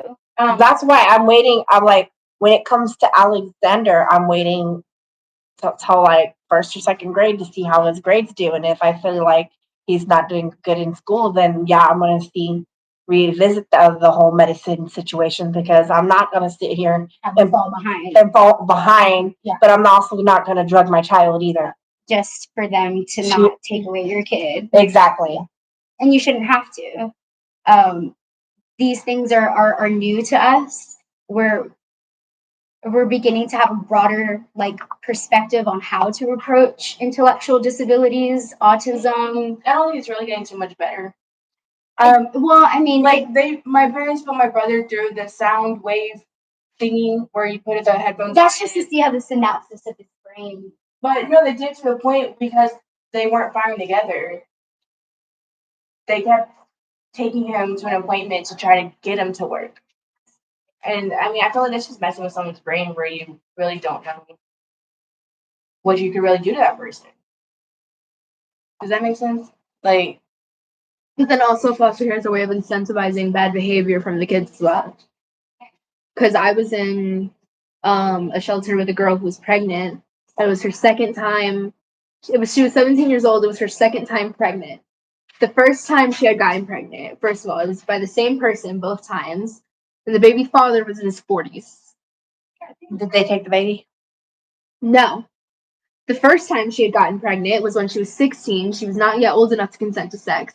She ran away from foster care because they were trying to do a paternity test on her baby, as they should have, to charge the child's father with pedophilia and like statutory rape. yeah, Right. She ran away and ended up having a miscarriage while she was on the run. And then when she had a miscarriage, she just went back into care. And then when she was 17, now legally able to consent to sex, she got pregnant from him again.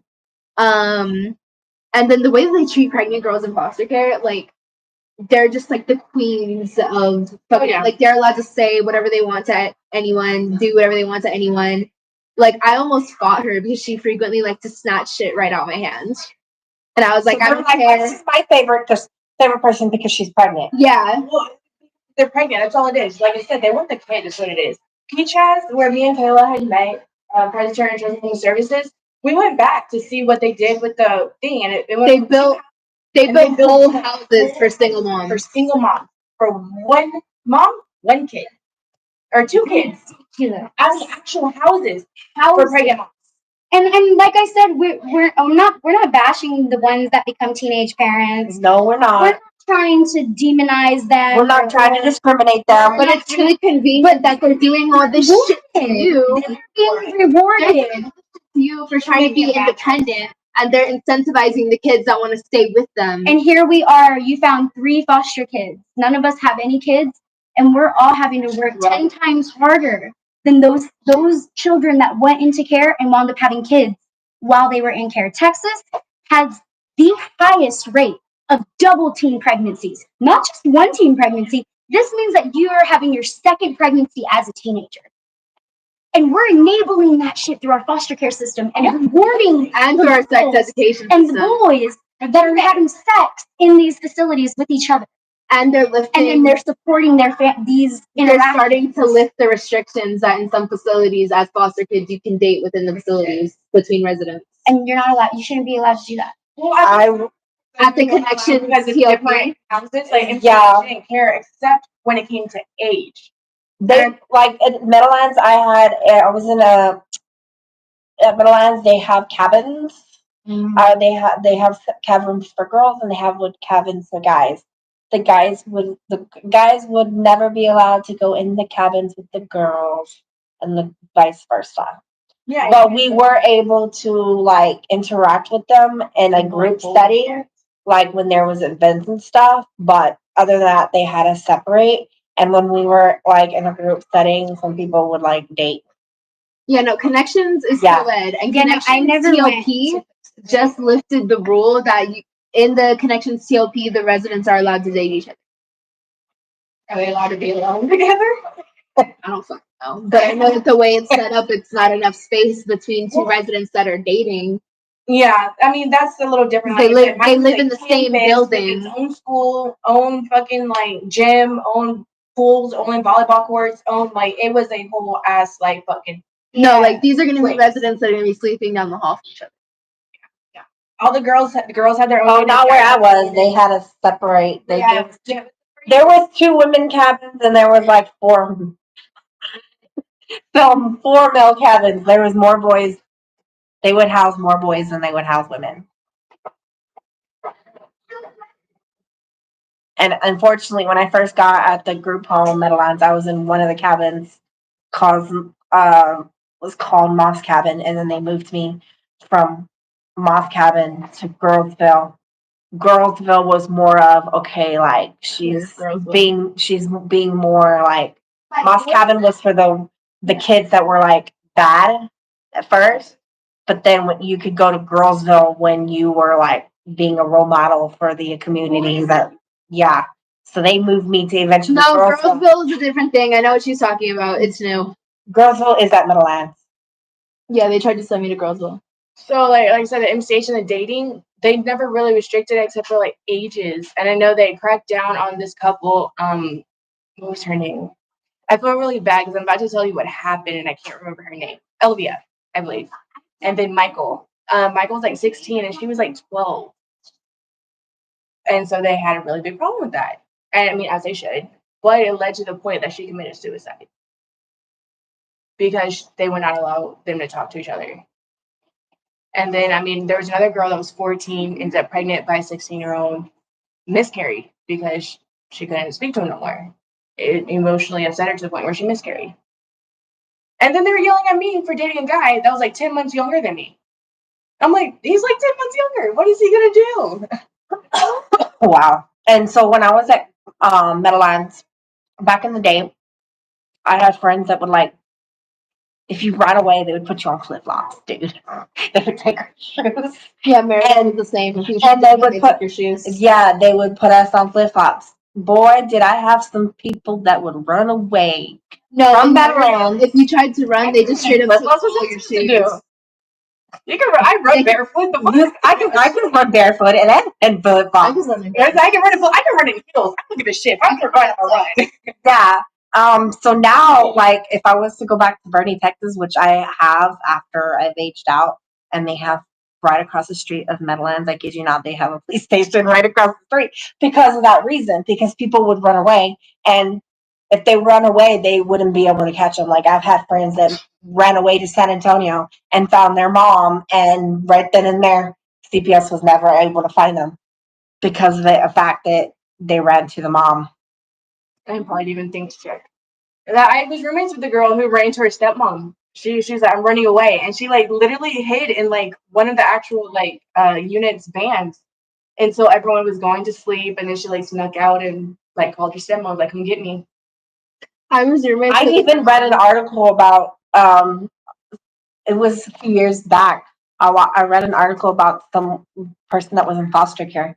He found his parents, right? And as soon as he found his parents, he filed like a suit against the Texas Department of Public Safety because of the fact that the child literally spoke up to the parent and be like, yeah, I was molested or whatever in the system. So they went out Good, in that type of way. good. That's good. Go after CPS.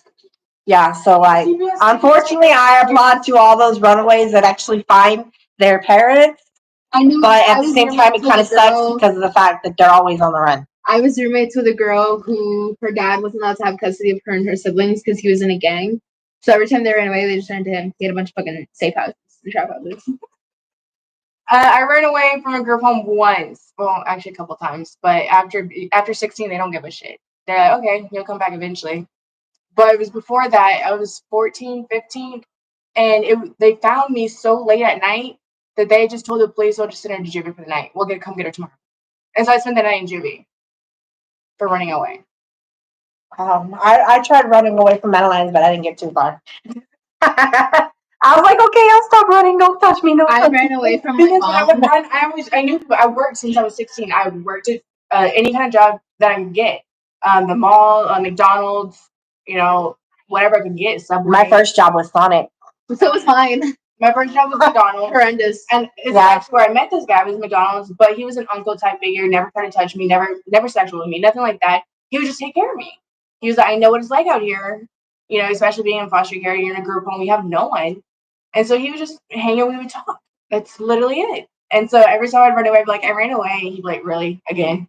So like he'll come talk with me for like 30 minutes, 45 minutes, and then he'd take me back and be like, go. Get back in there. Get I inside. ran away from my mom's house and went to the fire station. And the firefighters called the police. And the police took me back to my mom's house, even though I was screaming that I was being abused and she was going to kill me. I'm sorry you had to go through that from your mom.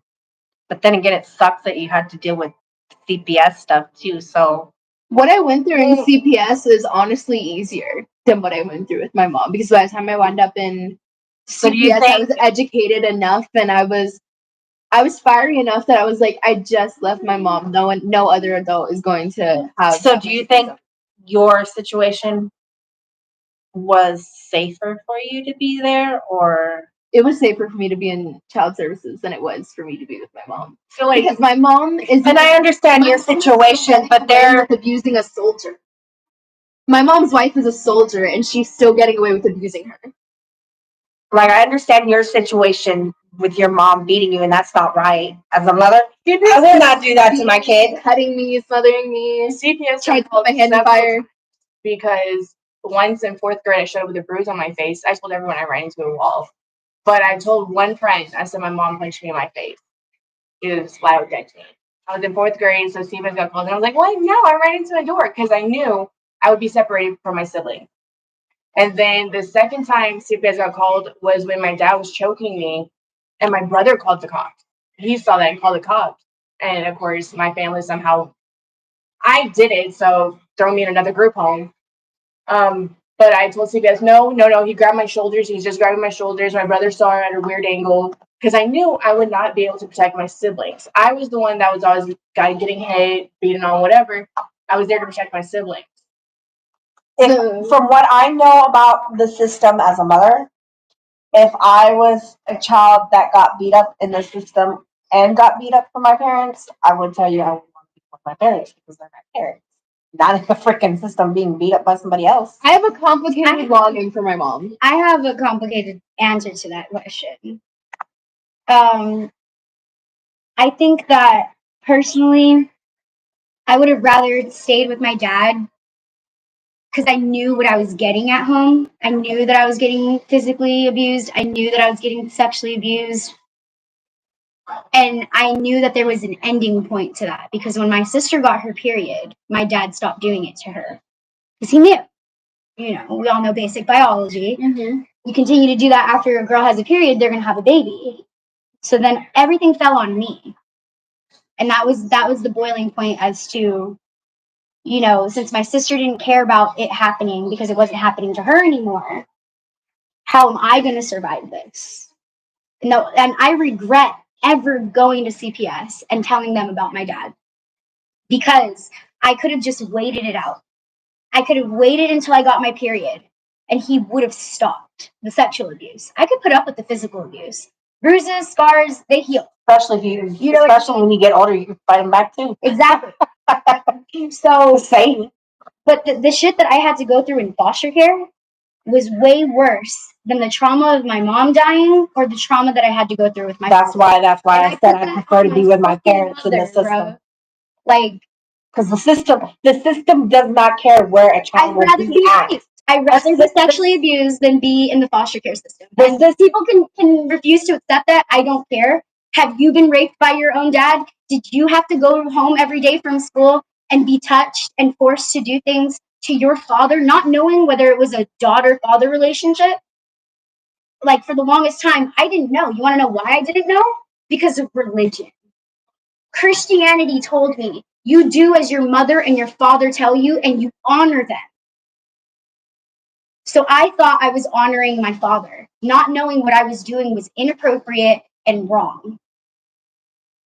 So religion But at also least you really know that- fucked me up. And foster care uses a lot of religious organizations. Mm-hmm. All of the contracts that they have, whether it's St. PJ's or Lower Ridge, they all have an affiliation that has to do with religion. Religion is supposed to be separated from state. And here we are, intermingling private religious organizations like BCFS and BCFES, whether you're in the public sector and you change your name to another shell company, you are still affiliated and getting money from the same religious organization. Merido makes his patients pray every night before bed. Yeah, I was forced to go to church every Sunday. I was forced to go to church every Sunday. when I was in the system, I wasn't forced to go, but I wanted to go.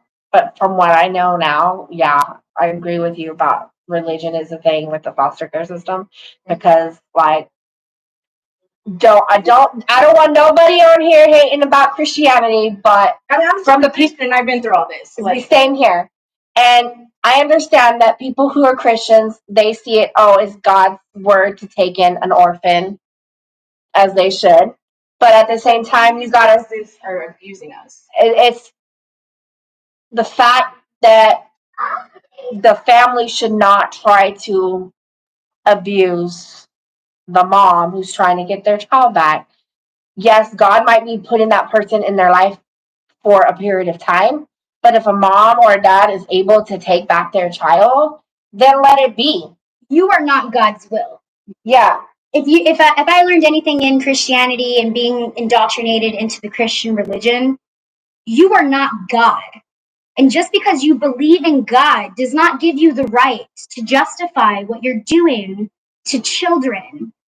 Or On a to daily judge, basis. or to even judge. I know as a Christian, we're not supposed to be judging other people. And it's wrong for people who want to take our kids away and y'all are judging us when y'all are Christians. Y'all should know better if y'all are claiming to be Christian. Yeah. Just saying. And as a person, I am Christian. I'm Baptist. So am I. I'm Baptist. But I can say my church was not as great as they pledged it to be. The first time I tried to kill myself, I was 7. I tried to hang myself, and I had rope burn around my neck. And one of the ladies in church came up to me and goes, "You know you're going to hell, right?" Because I tried to kill myself. I was slapped in a church by someone who didn't even know my name because I decided to read a novel in the church pew instead of pay attention to mass. A fucking novel. It wasn't even anything remotely satanic. I think it was a book of poems that I was reading. And this lady took it upon herself to damn near corner me in the bathroom and slap me in the church because I didn't want to pay attention in mass. She didn't even know my fucking name. I had a kinship placement. It was a friend at Brandeis. She asked her parents if they could like take me in because foster care didn't have anywhere to put me. And my current kinship placement was with a teacher's family, and they were just trialing me to know what it was like to be a foster I don't parent. even ever think if I ever finished my Dr. Pepper. I don't even know where I put it. And just because I didn't want to go to church, she put in the 30-day. She was like, I don't want her to be influencing my kids and refusing to go to church. So she sat me down and basically said like I was not a good influence on her kids and that she didn't like the way that I was refusing going to Catholic church.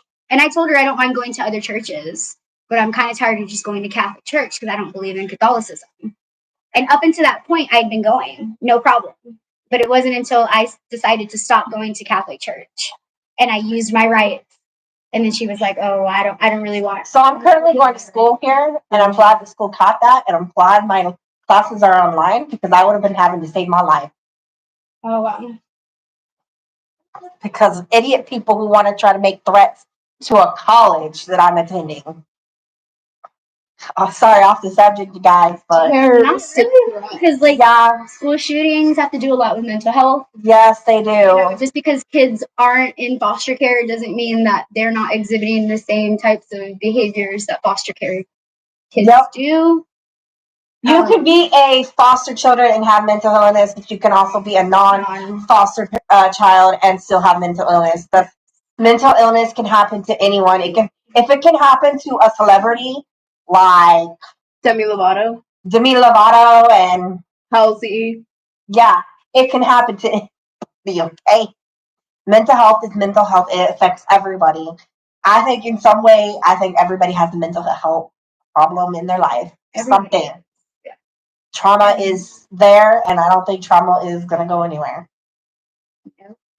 It's how we handle our trauma and how we take care of ourselves and not hurt anybody through the process, I think, is the key. Mm-hmm. Yep.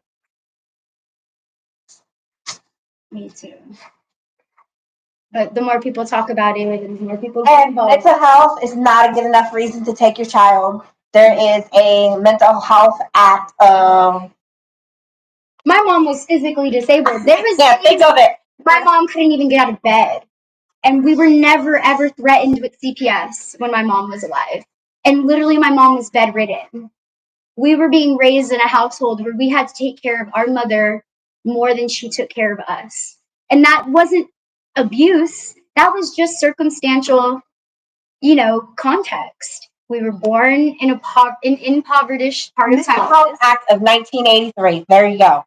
You can't use, yeah. You can't. And that's another thing too is HIPAA. You can't even know somebody's mental health or divulge somebody's mental health information That was without also their the year the Patient Bill of Rights was put into effect. So before Oh, my before Bill of then- Rights just got recently protected from an amicus attorney. No, like across the board. Like before then, patients in psych hospitals didn't have any rights. The only That was thing the that I'm year going to that say the about Patient this, Bill of Rights all I'm going to say about this custody case right now is I have an amicus attorney on my custody case, and I can't say much, but I will say that she's been trying to speak to my therapist. My therapist has denied that because of my rights, because it's part of HIPAA. Yeah, it's HIPAA. And No, you're right. us biological parents, we're not doctors. We don't have to follow HIPAA. It's professionals that have to follow it. HIPAA. Yep, it's the professionals, not the moms, not the dads, and not the children, and not the patients either. and not the patient. It's medical professionals that have to. It's lawyers even have to follow HIPAA. Mm-hmm. Even state workers are supposed to follow HIPAA, which I don't know if they do or not. They're not even trained enough in knowing how to. Yeah. That's why they divulge everybody's information in front of everybody when you're in foster care. Mm-hmm. The staff literally stay out in the open what all the kids have, and all the other kids know exactly what everybody They're not supposed to know. You're not supposed to know that about each other. The staff accused me of having a sexual relationship with my caseworker with no grounds or context. Apparently, they didn't even tell the judge or my parent this when it happened. And the way that they said it was they said it in front of my roommate with the bedroom door open and all the other residents in the hall.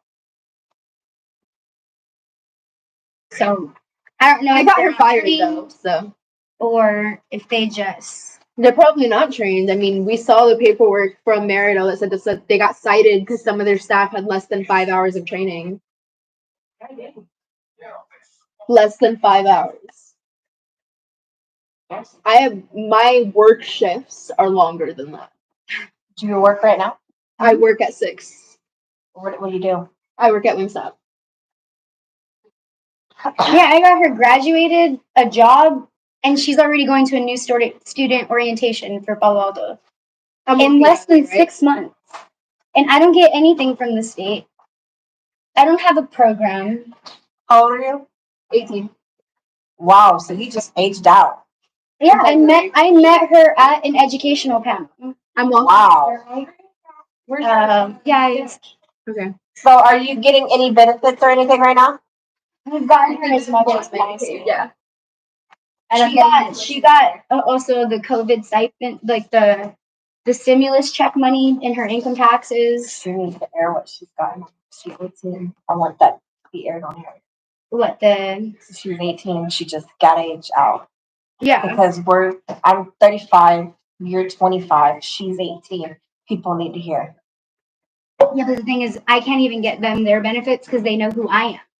So they don't want to help them. Are you serious? I'm so serious. So that's another issue we're having. DCFS doesn't want to help the kids that I want to help because they don't want to help me. Therefore, they're getting discriminated against because I'm the one that's taking them to the transitional PAL center to get the help. Wow. So I've had to do everything by myself. DCFS hasn't done anything. The state didn't do anything for her. I've done everything for her. And I haven't taken a dime from her either, other than what she can put in for like groceries and like things that but I don't ask for rent from anybody here in my house. Nobody here is paying a basic income to live here.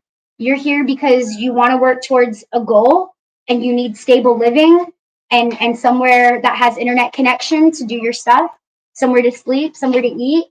Those are basic things that people need in order to succeed. My grandparents safeguarded me and held the government accountable. That's not fair to them that they're discriminating against them because you're They helping. know me. And Yeah. there's an example of this to show it's not just.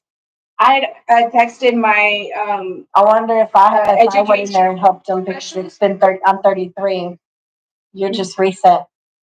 I texted my educational specialist or whatever through BCFS, and I said, "Hey, am I still allowed to apply for the ETV?" Because this is like double financial aid or whatever, just to help around. And she flat out told me no. And the age limit for the ETV is 25. I'm only 24. It's still a whole nother year. And she just flat out said, "No, you can't do it." And thought I was going to look further into it. Has it always been 25 for the ETV? No. No, they extended it this past COVID year Okay. because I was on top of it. What was it before? I think it was 23 or 23. I think that's correct. Yeah, 23 or 21. I think if I can remember, that's correct. It's been so many years because I don't even get the ETV no more. It's been so many years, not a lot of people get the ETV. So the funding that they're getting, what are they putting it towards if none of the kids are getting it? ETV stands for Education Training Voucher. Yeah.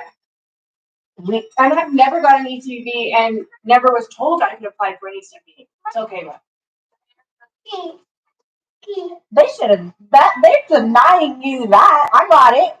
I got my ETV. I didn't. Look, I'll show I got my reimbursement from when I just had to turn my receipts in. I don't know what they call it. What do they call that when you get reimbursed for things? I don't know. Is it the ETV? Yeah, it's supposed to be. That might be it.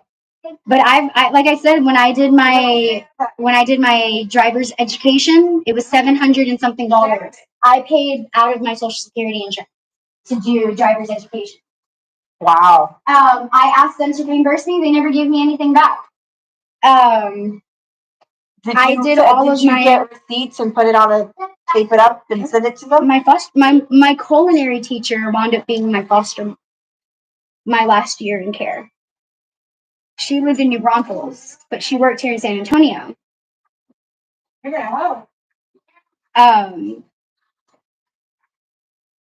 And she was the one that did all of it. I don't work. I'm a part-time student, and I'm disabled, So you're not working. so right I now? don't work. Yeah, Oh, okay.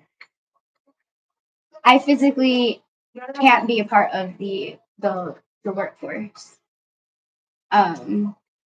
It's just too physically demanding, and I have Not even if it's 20 hours. yeah. Well, I mean, if I can take my service dog and they can do all the accommodations, I'm not supposed to pick up 50 pounds. You know, I can't be in the heat. I have autoimmune diseases due to foster care's neglect. Can you explain that a little bit more? So since there's No, honey, stop. Let it go. Let it go. I have Hashimoto's thyroiditis. Hashimoto's is caused by hypothyroid. Hypothyroid means that your thyroid gland, which is located in your throat, it's like a butterfly gland. It regulates your metabolism, chemicals in your brain, how you metabolize your food, how you digest it, and everything. That illness and autoimmune disease can be mistaken for mental illnesses. And if not treated, it can exacerbate mental illnesses. Did you know my son had some type of surgery right here? And his thyroid, or in his throat, they probably take his thyroid out because there's so much damage. And that's what happened to me. They didn't pay attention to my thyroid. Is that towards mental abuse or something like that? It's caused by trauma. It's caused by a rise in like cortisol levels, which is your stress hormone. And because they kept putting pharmaceutical meds diagnosed me on top of diagnosis on top of diagnosis, they never checked a simple panel. Because my son also has ADHD. I have ADHD. Yeah. And I honestly think a lot of those things are correlated with endocrine problems. I gained a lot of weight in a short amount of time to the point where my body was having heart attacks because my heart could not take the amount of weight that I was gaining in a short amount of time. My son's tall and he can't have. They can have hyperthyroid. Hyper is creating too much of the hormone. So you have to take medication it's a hormone blocker. Now we're starting to hear a lot of this stuff about hormone blockers because it's coming to the LGBTQ plus community. But people don't understand that our hormones, if not regulated appropriately, can also cause physical ailments. I have 2 autoimmune diseases. I have Hashimoto's thyroiditis, and I was just recently diagnosed with arthritis. I had JRA when I was little, but I physically am trapped in a body that I'm constantly suffering in every single day. And they didn't want me to kill myself when I was a kid because they wanted to make money off of me. But now as an adult, I decide to stay alive, and they want to constantly put me in the position where I want to kill myself again. And I'm just sick and tired of that. What is burning? Nothing. The oven's reheating. Is there anything in the oven? No. I take everything out. I will buy you some at HEB. We don't have no butter. This is the only unsalted butter we have. Oh, I was going to say that's unsalted. Did you get that out of the freezer? Yeah. It's for baking. Yeah. I didn't know if it was like your special one. I'll Everybody out is. replace it. No, he's right here. It's what are you doing?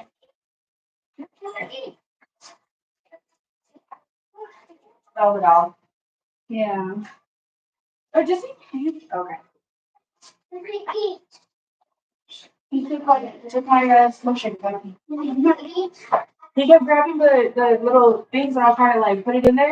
And he's like, I was like, no, you're actively working against it right now.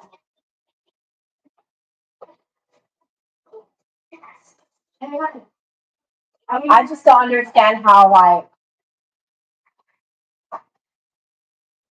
how CPS just does their things and get away with it. I just, it doesn't, I don't, are they really the state? Or are they just a person that comes in and just takes kids? I would think the state would be like the judge, the lawyer. No, what it is, the social worker has to hire their own attorney in order to make a case. So they're technically not a state worker if they have to do that. Yeah. Yeah, see, I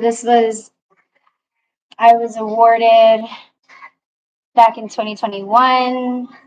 It was 4,000. I never got those funds. Wow. Sarah Christopher is the coordinator for that. So what are you going to try to do? Oh, I'm suing them.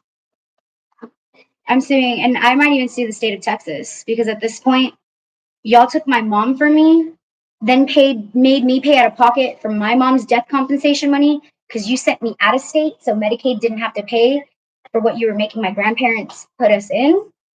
And then when I came back to Texas, you terminated my grandparents' rights and threw me in foster care anyways. And then found out you couldn't touch my money because my grandparents set it up in a way where I couldn't even touch my money till I was 25, which was last year. So I've done all of this myself. I didn't have access to what my mom left behind from her death because I wasn't able to touch it until I got So they wanted to try to come and get your money. They did. I spent hundreds of thousands of dollars in North Carolina and Utah. That was funding abuse. I paid out of pocket for my own abuse. For my mom's death compensation. Wow. I didn't get any education out there. When I came back to Texas, I literally had to redo the 8th grade when I hadn't even been in the 8th grade I was already a freshman in high school when I was in Utah. And none of those credits, all the tuition I paid for, all of the stuff from those charter schools and all of that were not accredited, they did not transfer over with the state of Texas. So all of that money that I spent on just tuition was for nothing. It was all for nothing. And that's what I want people to know. Like, y'all are paying for junk education. Y'all are paying for child abuse. Y'all are paying, we as a society, we're paying for our kids to be further traumatized. And that's where the court systems need to be shut down because then they can't continue to cause trauma for a child. And they can't, like, just think about it. If the family court system was shut down, our children couldn't be taken away at all. It sucks to say, I don't think the court system's ever going to be shut down. You don't think of Patty? Well, somebody's in there. But we can try to make improvements. Yeah. Go ahead and hurry up. Go. And we could try to make improvements, but we need to come together and make these improvements to be existing. Did you know now, like, if I was going to be investigating for this from CPS, and I've done this for Alex, in June when they came and visited me, I told the caseworker, I said, I know from the state of legislation that now I have the right to record you, and you have to tell me. If you don't tell me, dude, I can get you there. And the social worker didn't have a problem recording me. All he did ask me not to do is post it on social media. Mm-hmm. So I have the recording, and so that's how I was able to stop them but they also record me too. Like, for what reason were they going to record me? I'm recording. Oh, for their safety, huh? Yeah. They want to record themselves for their safety. Because just think about it. If we record them and they don't have a recording, they're doomed. Mm-hmm. It's true. recording the video saves them for a lawsuit from even happening. So, but yeah, that's what happened. But the thing is that I'm so used to being recorded. The whole time that I lived in treatment centers, they always had cameras everywhere.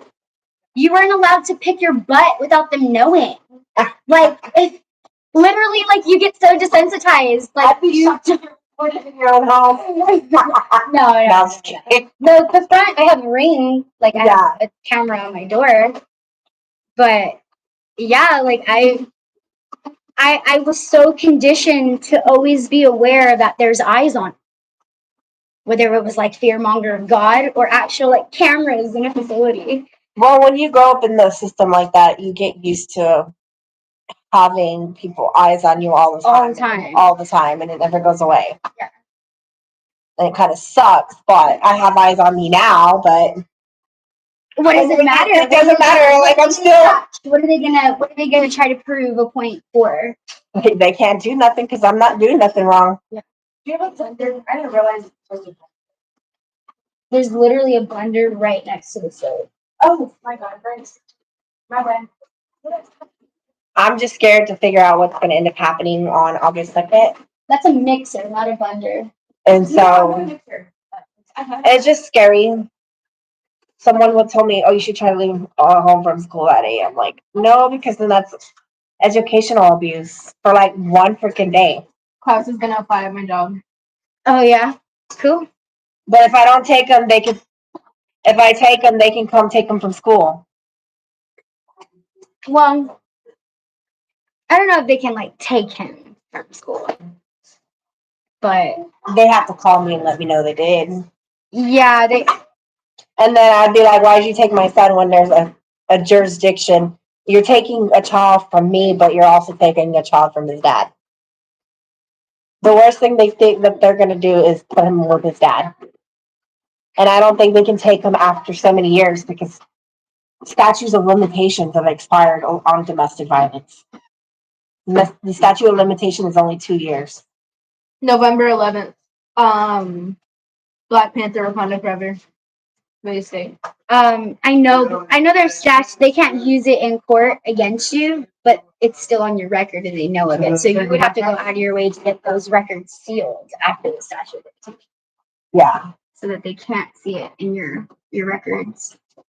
But they can't use it now, but they're going to try to, but it's been so they can't do it. You can try to petition for an obliteration.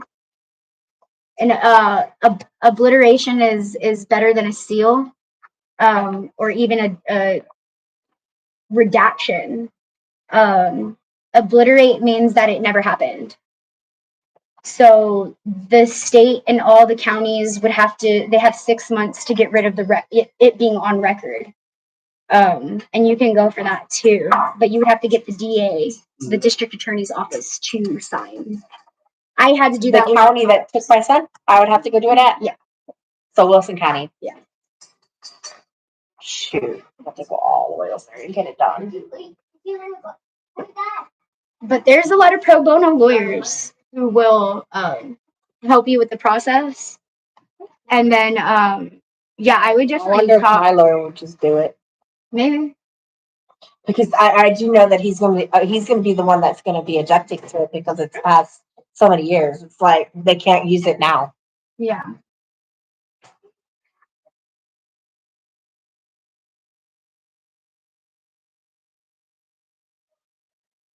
And if they try to bring it up, I can always say,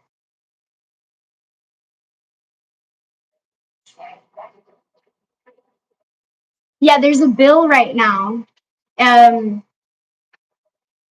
forgot the name of the bill, but it is a bill to start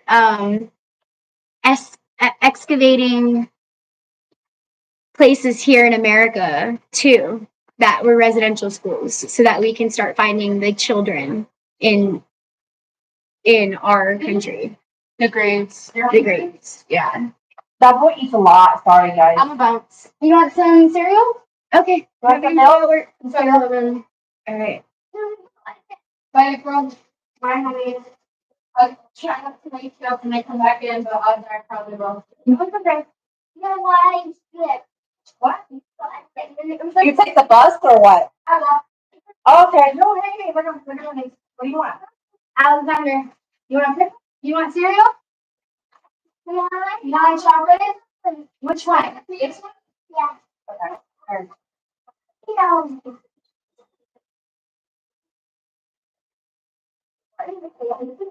But see, that's why I was saying, like, my biggest thing was asking for help. I felt like I had to figure out how to do everything by myself, and I was the only one that could do it because I was the only one who knew my story and blah blah blah blah blah. But no, To this day, I still ask for help, but I'm very cautious on who I ask. no, why? Just because I don't want things to be held against me. Because I've been already through so much already. I'm like, I'm the one that would rather figure it out. And if I can't figure it out, then it's not I don't know what you're saying. milk. Milk? Yeah. What? I broke the egg and it landed in there. He has a, That's why you do it in a bowl and you pour it. he has a speech delay, but he is in therapy at school. Oh no, it's fine. I have a niece who He had ECR services and all that. So it's his ADHD. He has an auditorial processing problem. My niece still talks like a baby, and it's a speech impediment. My boyfriend has a speech impediment. but yeah, he has services at school with him. Yeah, my brother went through speech impediment for a long time. He still, when he gets mad, he still can't talk. Yeah. He's actually done great. Yeah. With his vocabulary, like I'm shocked. It takes him a while, but we'll get there. But yeah, he's not as active. Like when he's in school, Can you sit down? I always talk to his teacher to check on him, how he's doing, like getting fights, because I want to know this stuff, because if he's not staying focused and causing trouble and stuff like that, then he seriously needs to be like evaluation on like medicine or something. Because I don't want to neglect that part and it make me look bad. So Yeah, but even then, the school is supposed to have resources. yeah, and I use those resources too. Good. That's it. I mean, we're paying for it for a reason. And I'm having to fight Palo Alto right now because just because I'm a part-time student, they're not allowing me in their vet tech program. What? And I have a service dog. So they don't know how to accommodate my service dog in their lab, like their clinical Have you lab. talked to your disability person, right? Yep. I talked to BCFES.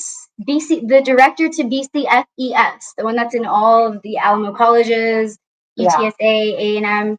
Okay, they're BCFS. They're the same people. They literally, the employees that worked for the state. I use the past services at San Antonio College right now. Yeah. So they even discriminated against my dog. And I have a title. I just got last year. I just got like $2,000 from. No, $3,000. They don't give me anything. What? They don't give me anything. All I get is financial aid from the actual I got FAFSA. $3,000 from the college, and I didn't know I was going to get all that. They gave me $3,000. I was like, what the hell? Yeah, no, I don't get, unless it's financial aid because you're a full-time student. That's the $3,000 is what you get for a semester. But I think the only time that I ever got anything from ETV. Taxes always tell me if you need help with rent, blah blah blah, we'll give you some money.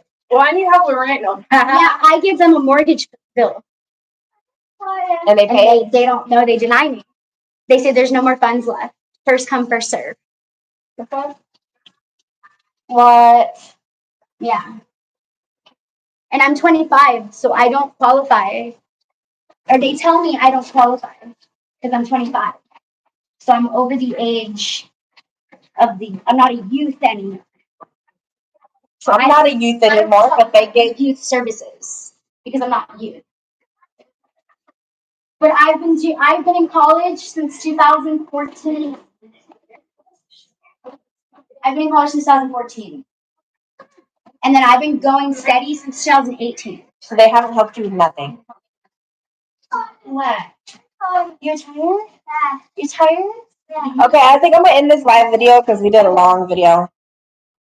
2 hours and 14 minutes.